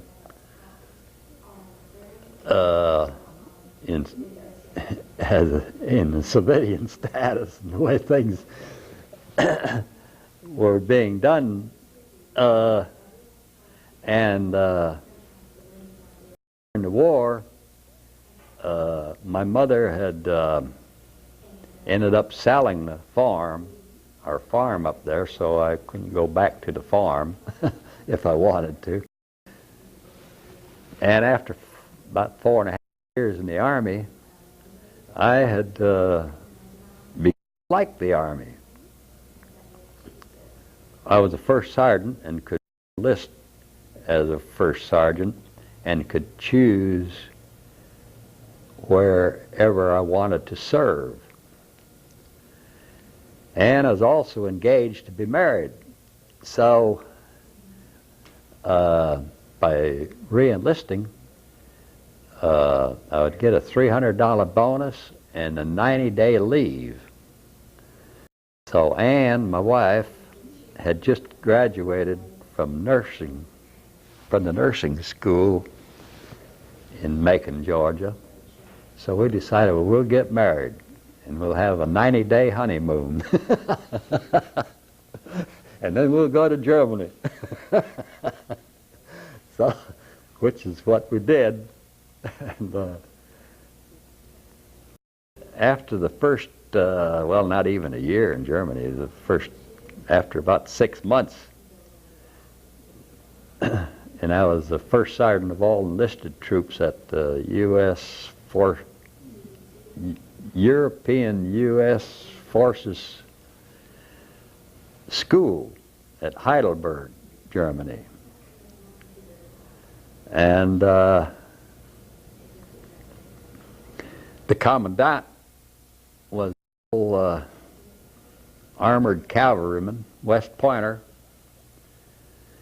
and he had taken such a great liking to me, he talked me into taking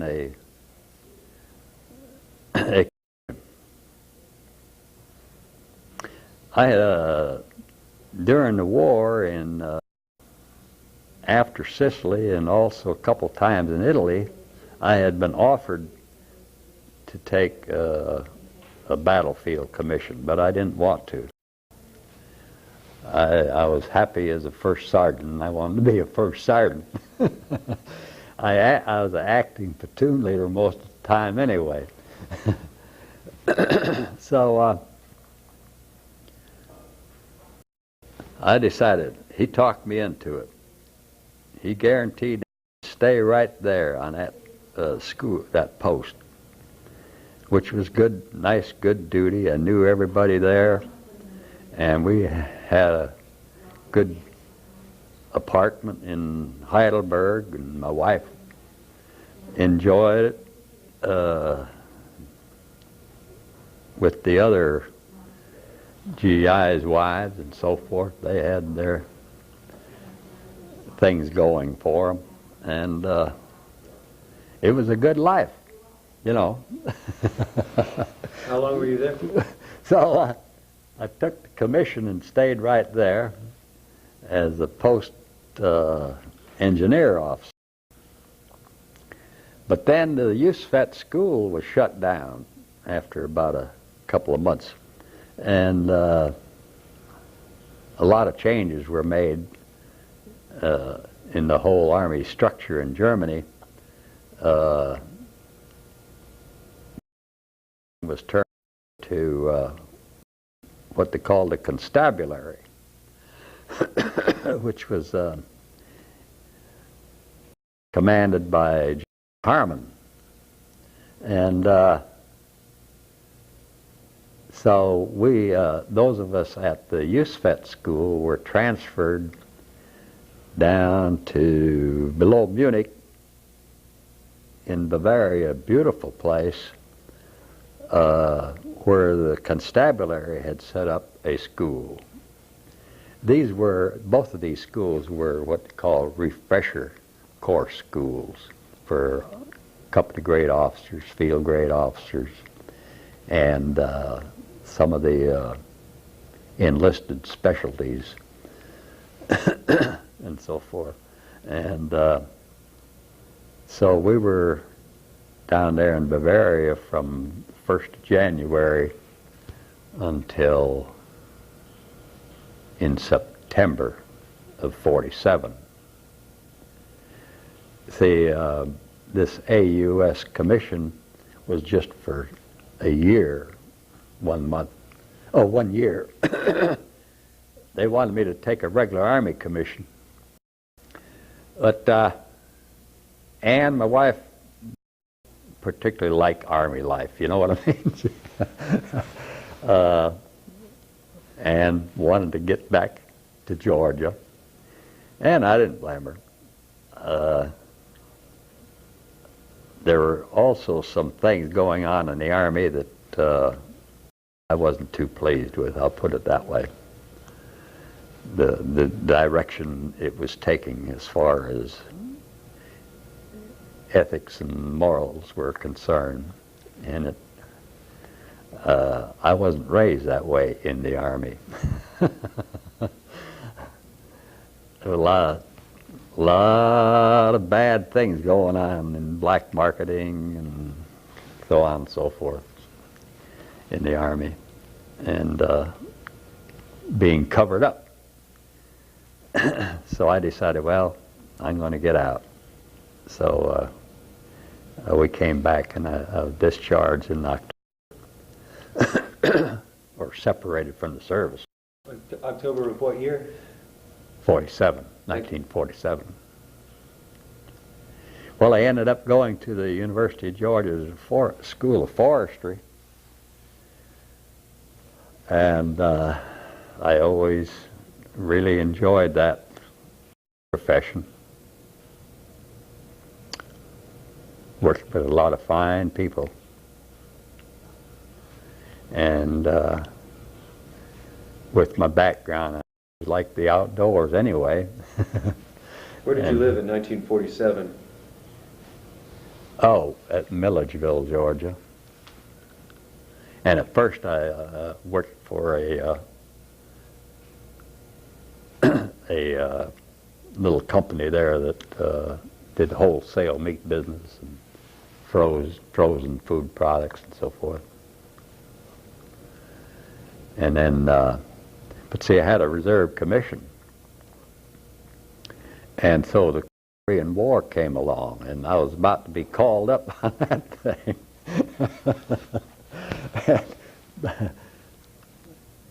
So, being we already started a family, and my wife's sister's husband was a reserve Air Force officer, and so we were both in about the same boat. So we decided that until we were called up, we'd come to Athens and go to the university on the GI Bill. We hadn't used our GI Bill yet, see? So we came up here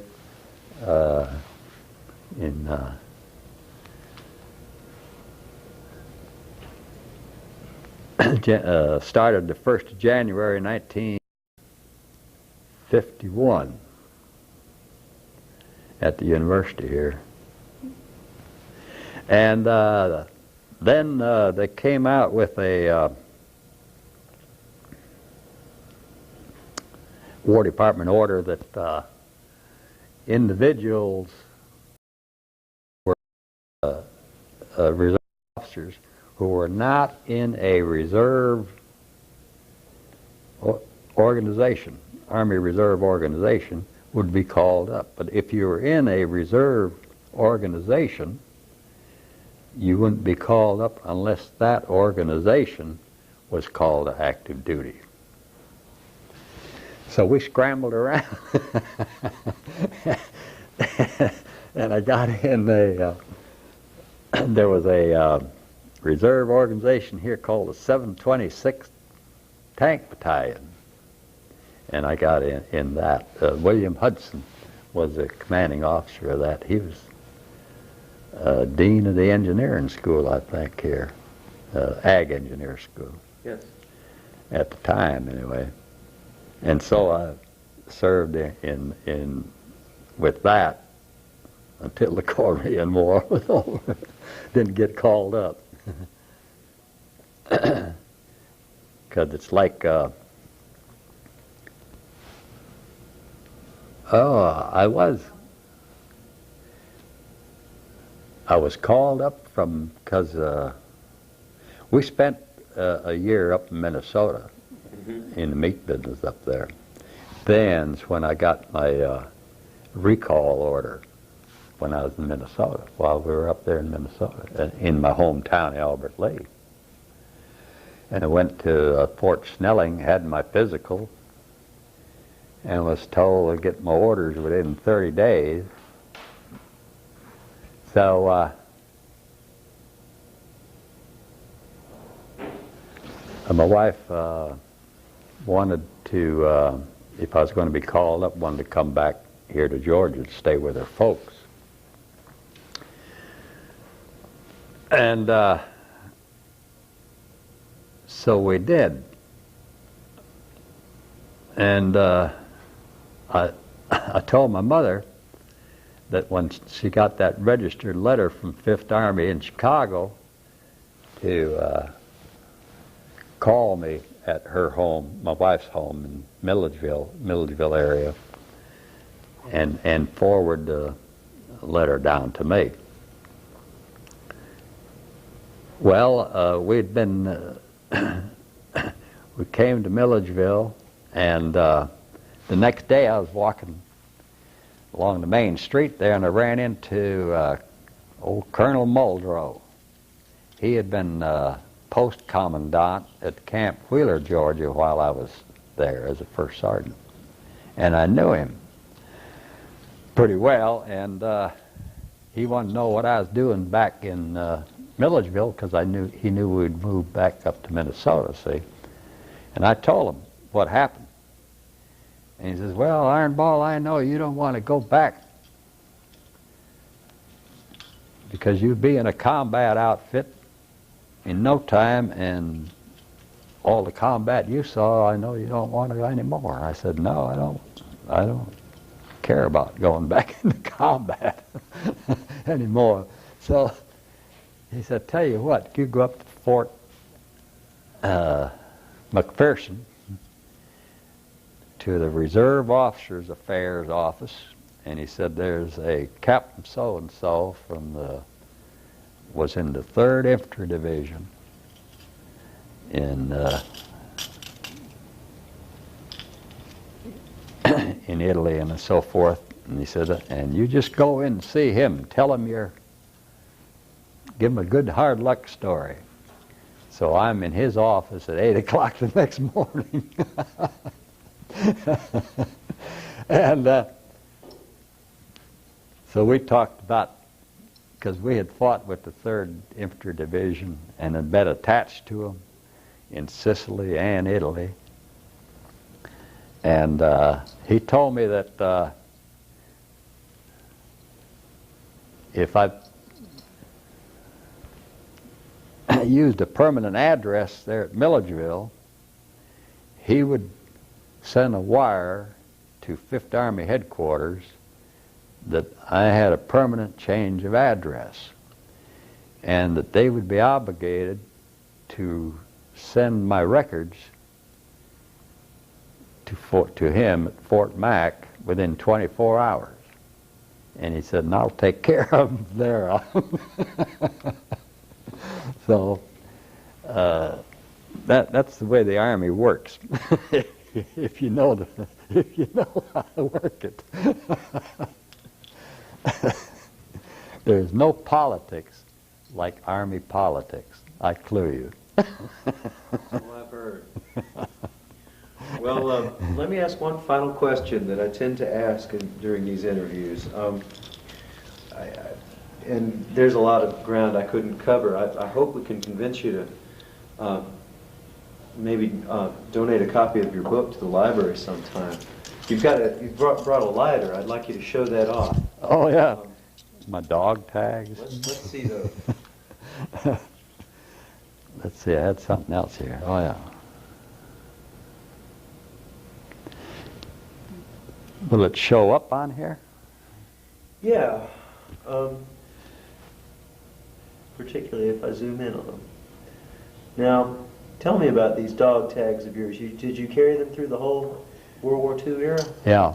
And then this lighter.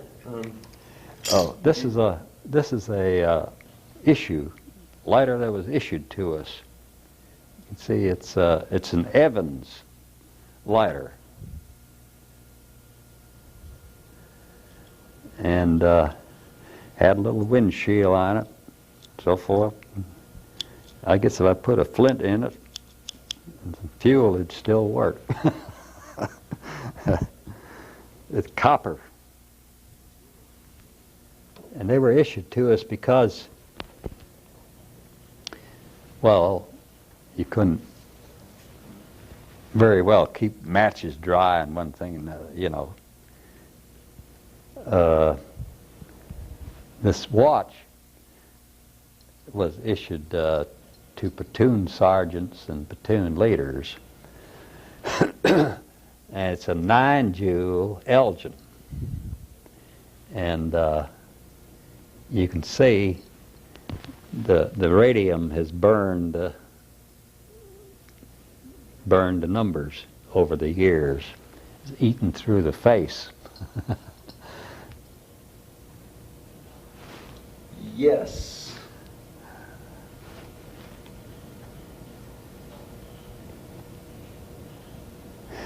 All right.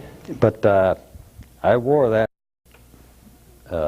this watch through the Sicilian campaign and the Italian campaign, and never took it off.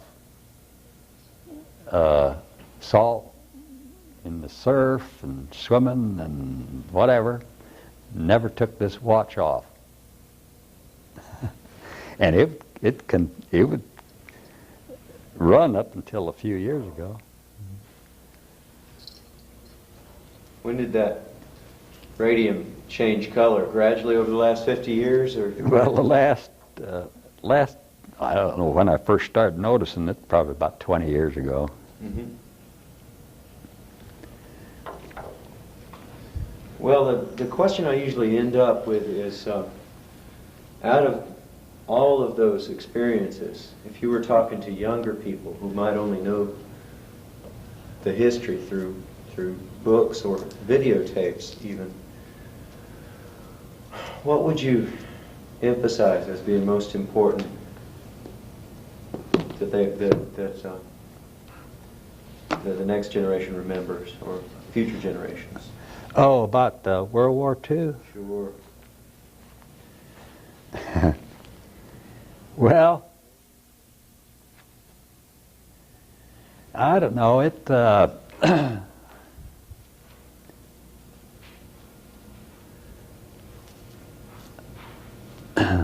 There'll never be anything like it again, I'm sure. The world was aflame.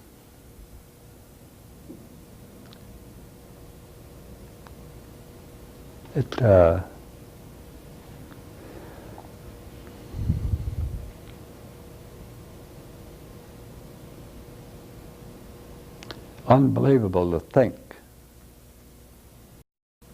when you look back on it,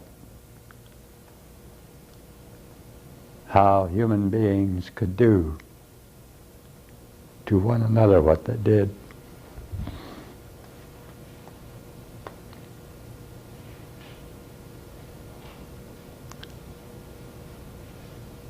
Although today we see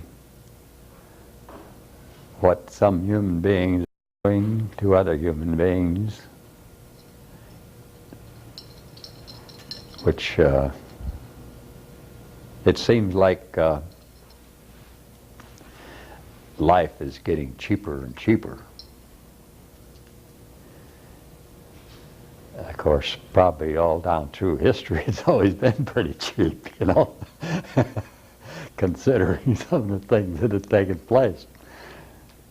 But I think the soldiers, sailors, Marines, Air Force guys of World War II, American that is, and probably the same with British and others, they had experienced the deprivations and the hardships and so forth of the Depression. And there was a large percentage, I know, in the Army of fellow soldiers and so on and so forth. Once in the Army, they'd never had it so good, you know? They were getting 3 square meals a day, their clothing, taken care of 100%, health-wise and otherwise. And the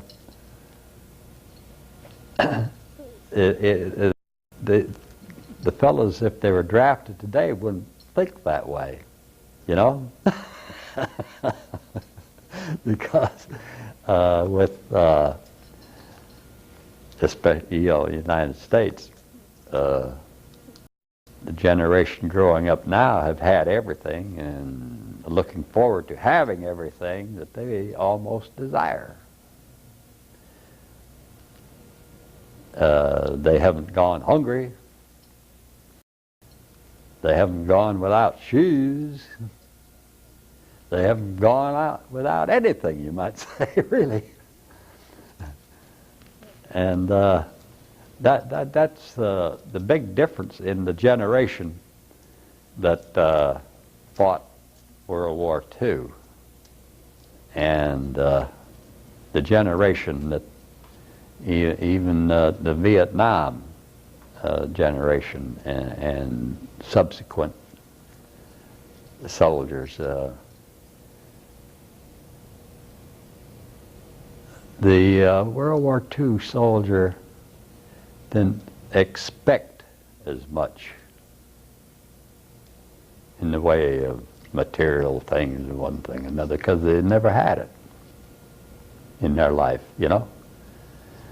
And they could get along with a lot less than they do now, you know. I mean, they got to have. In other words, if we didn't have nothing to eat for 2-3 days, we took it. You know what I mean? We knew it wasn't there to be had, so we just didn't expect it. And we didn't have helicopters flying in pizzas and beer and one thing and another to us. If we were relieved and in a rest area, rest recuperation and replacement area, getting replacements, we made the most of what our surroundings provided. And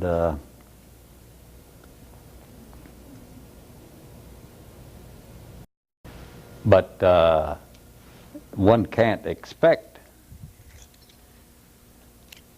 one generation to be like the past generation or like the upcoming generation. Each generation is different and going to be different. Naturally, that's just the way things are.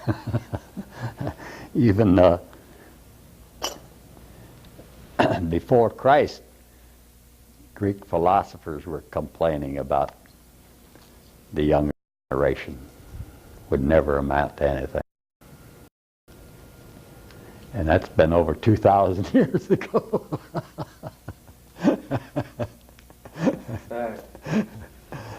Well, I'd like to thank you for your time. Well, I thank you all. Thank you all.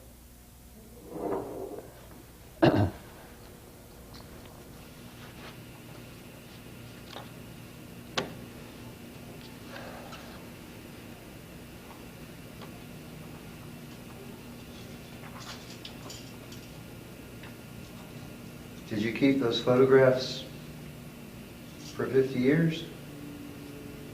The photographs that, like you just showed me? Good. Yeah, If I did got you have copies. the, yeah, had you, well, did you have to do research for this book, or had you kept this information, those photographs, No. for 50 years? No, I had these pictures saved. Mm-hmm. This Larry Salvin took the pictures.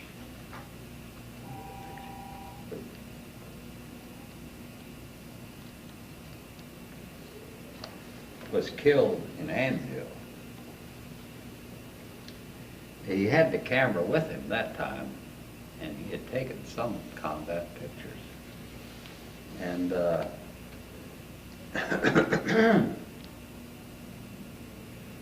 see, he's one of the Barrowland Dance All Rangers. And I knew, see, I got my rotation order, see, he was pulled out along with 8 other fellows about 2 days after he was killed. So was where our base camp was in the Bay of Naples before the Anzio, and they retained that base camp for the Ranger Force. And so we returned there from Anzio, those of us on that rotation order. Well, in the meantime, fellows who had been in the hospital and so forth had also come back to this base area, see. And see, the whole 1st and 3rd battalions were either killed or captured. So we had a job of going through their barracks bag to get personal items and put in Red Cross bags, see, to be sent to the next of kin. We worked on that for about a week, going through all the barracks bags. And so I knew, see, that Larry had 10 rolls of 35 millimeter film in his barracks bag, because see, you couldn't mail that stuff home, through the mail. So I said, well, I'm going to carry those things home with me, see, when I go back, which I did, was able to do.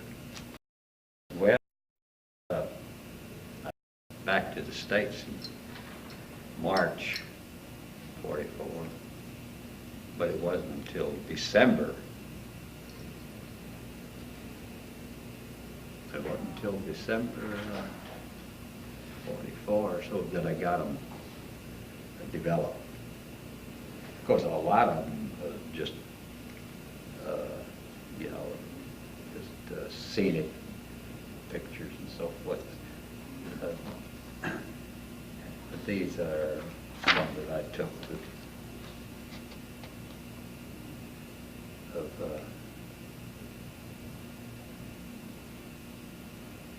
of people that we knew, you know what I mean, in our outfit.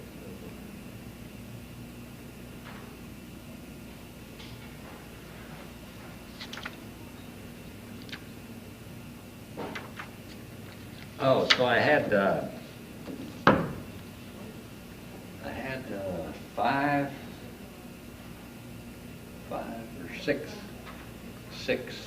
five or six sets made, and because Larry had the camera, the only one of us 6 guys who was killed, and he was an orphan, and he'd been raised by his aunt and uncle in St. Paul, Minnesota, and I had her address. So in 1945, after I was out of the Army and was on that 90-day honeymoon, we spent a few days in Minneapolis and looked up a couple other fellows, old buddies of mine, and one of the 6 guys lived in Minneapolis, and he was out of the Air Service too. And so we located Larry's aunt and uncle in St. Paul and gave her a set of the pictures and gave her the negatives. I wish I'd never let those negatives go.